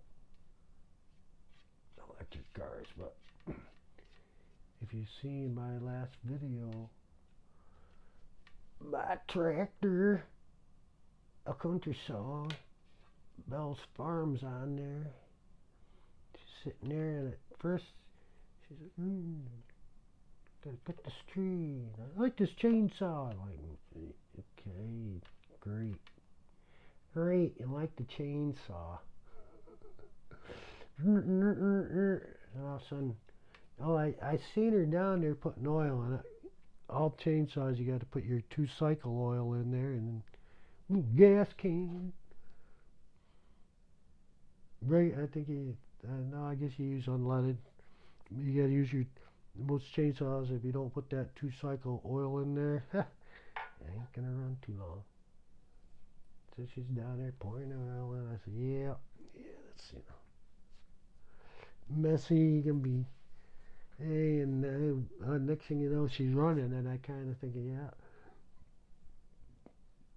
You got the gas can in the garage. And I like the chainsaw. And she goes, I like the chainsaw. I was like that.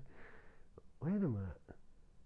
I see her setting it down, and I'm not hearing anything, and I'm not seeing her do the root.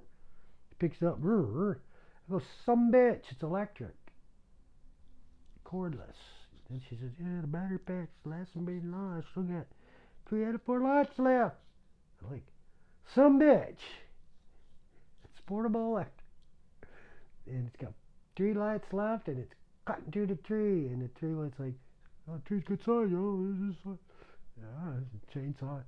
Should be able to, we should be able to wheel right through that tree like no problem, right? And I kind of thought she was doing the top and cutting the bottom and falling. I said, she need to cut the bottom and cut the top. So, I mean, she's doing it so it ain't gonna pinch, but I forget. It's been a while, so I'm not gonna doubt her what she was doing. She didn't cut herself, and the tree popped on the ground.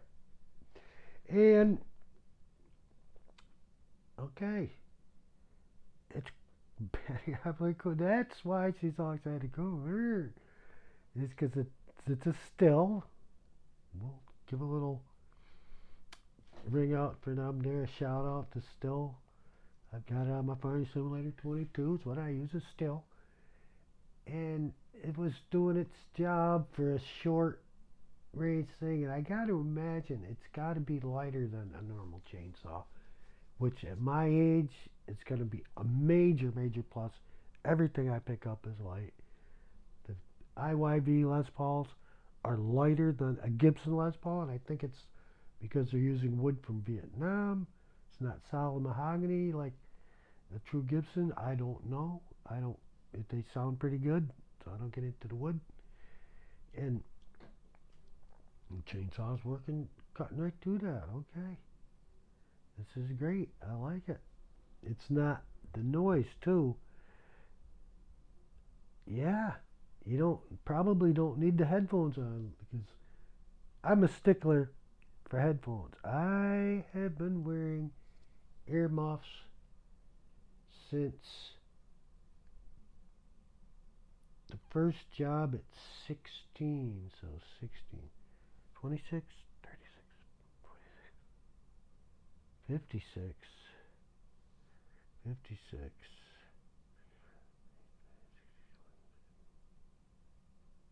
47 years I've been wearing headphones religiously, especially since I'm a carpenter running power tools all day long. From a circular saw, hits a piece of wood. I had my decibel gauge on it. Rock concerts hit 103, 110, 112 with the crowd crapping. The circular saw, when it hits a piece of wood, it'll bury it at 126.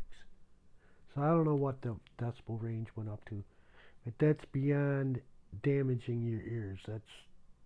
Ears should not be susceptible to that type of sound decibel pressure level. So the earphones I wore religiously because I play guitar, listen to Yes, and want to hear the cymbals when I'm old. As I am now, it's worked. I'd say my hearing is almost as good today as it was then, but if I went on the same graph for hearing testing, I'm fooling myself. Ain't no way. It's like when my friend said, he never wears headphones. He's been a carpenter as long as I have. Never ever worn headphones, and he plays out live in a rock band. He says, "Oh, my hearing's better than it was 30, 40 years ago." I just laugh because it's Spock says from Star Trek. I don't need to see a ball fall if I let it out of my hand, and I know the gravity of a planet is M class like Earth. So it's gonna fall. Bam. Same with Mark's hearing.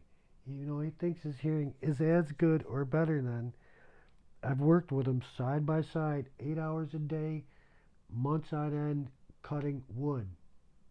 Circular saws, radial arms, table saws, um, jackhammers, loud, everything in construction is louder than your ears should be susceptible to.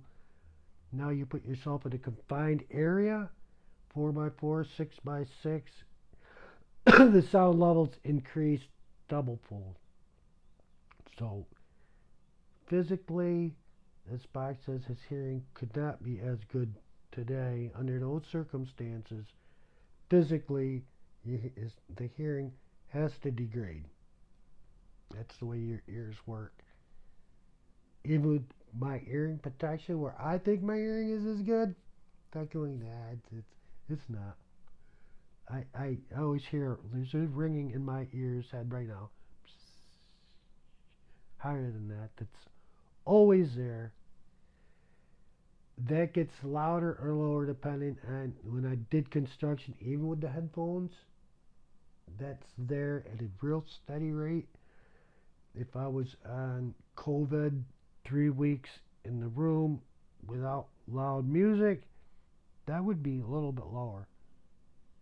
But as soon as I would do anything, it was back. It's like, can't never get away from that. So,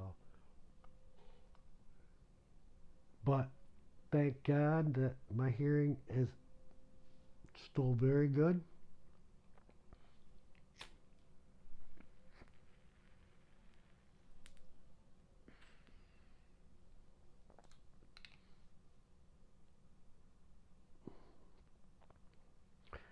And on that note, we will bid farewell.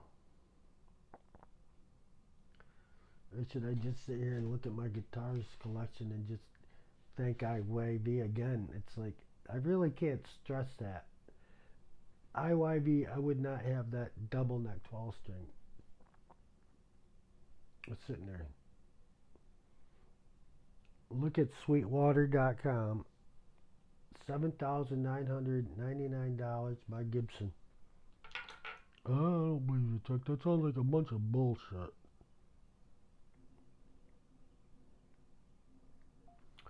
Sweetwater double neck Gibson.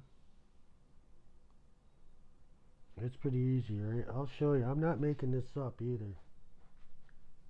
Just so you don't think I'm making this up.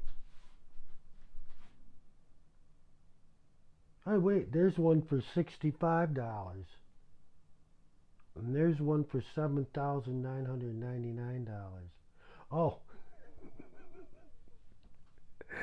it's sitting in the guy's hand. This $69. Hey, I want $69 or double neck. That's the one I want. It's like, it's only $69. What are you talking about, Chuck? It's $7,000.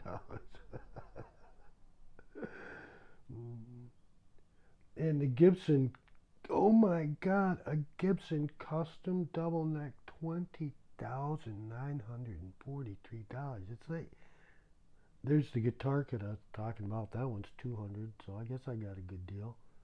Except the electronics probably are crap. $20,000. $20,900 from Reverb. It's custom. Gibson Custom Shop Jimmy Page Signature Series double neck. And what's that pick guard? Oh yeah, it's got that pick guard. I don't like this pick guard. It goes all the way too through. It's like, ugh. It's got the ivory tuning keys on it, which are going to be another, you get all this stuff. Well, you know, you're rich. And, come on into my richness. I mean, come on into my house. Come on into my richness. And I got this Les Paul. It's $20,000 Les Paul, man. It's Gibson custom Les Paul. Really? Well, I got the $65. I got the $7,000 Gibson double neck. Black. Oh, look at all the stuff coming on the screen, huh? This one I want to show you something. $7,000. I guess we're not going to get there. There it is. Unbelievable. $7,999. So that's what I told people. How many? Look at my double neck, man. It's $7,000, man. Hey, can I play? You gotta be kidding me. Let you play a $8,000. Oh, there I go. I got to step on my cable, remember? I got it under my foot. I ain't let you play a $7,999 guitar. You kidding me? And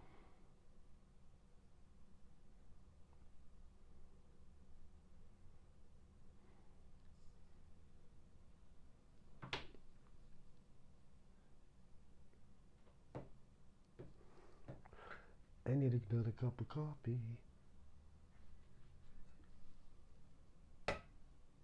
By IYV. By mail order. I sound like a broken record.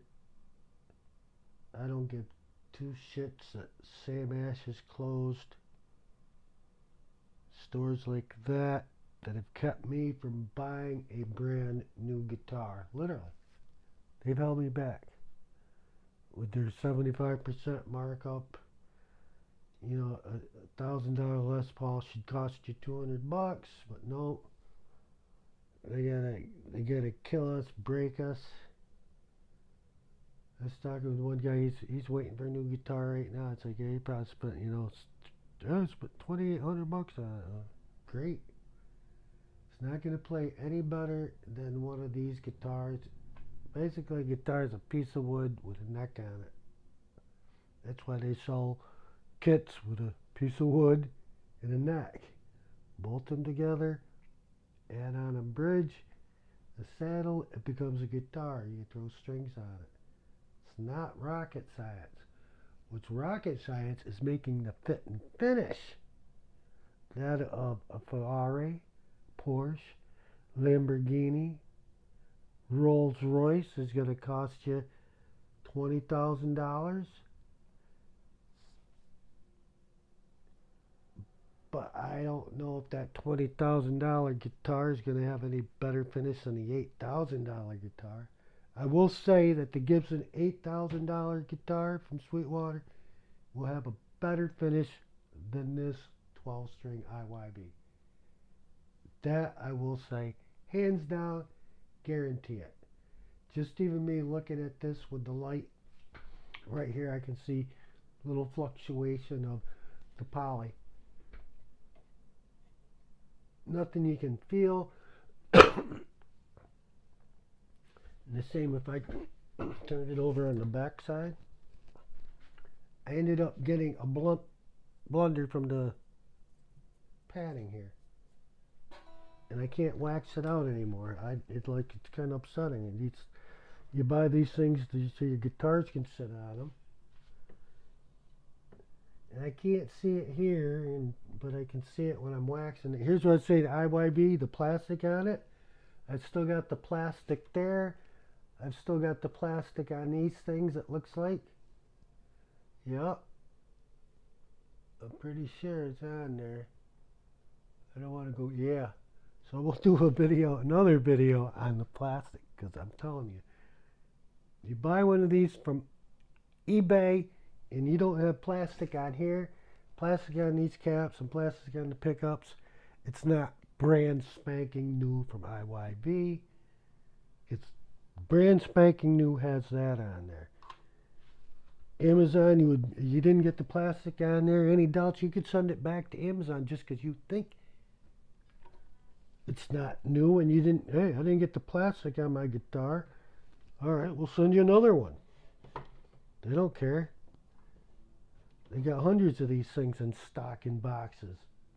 So you don't get the plastic, we'll send you another one. It does. I did take the plastic off the pickups playing it. And I did take the plastic off the pick guards on the front side. But I'd left it on the back, but you had it on the front. And you probably can see that in my unboxing video. So, I'm going to get these guitars off here because I'm a little bit nervous right now. Peace out. Thanks for watching. Don't forget to like, subscribe, and leave a comment.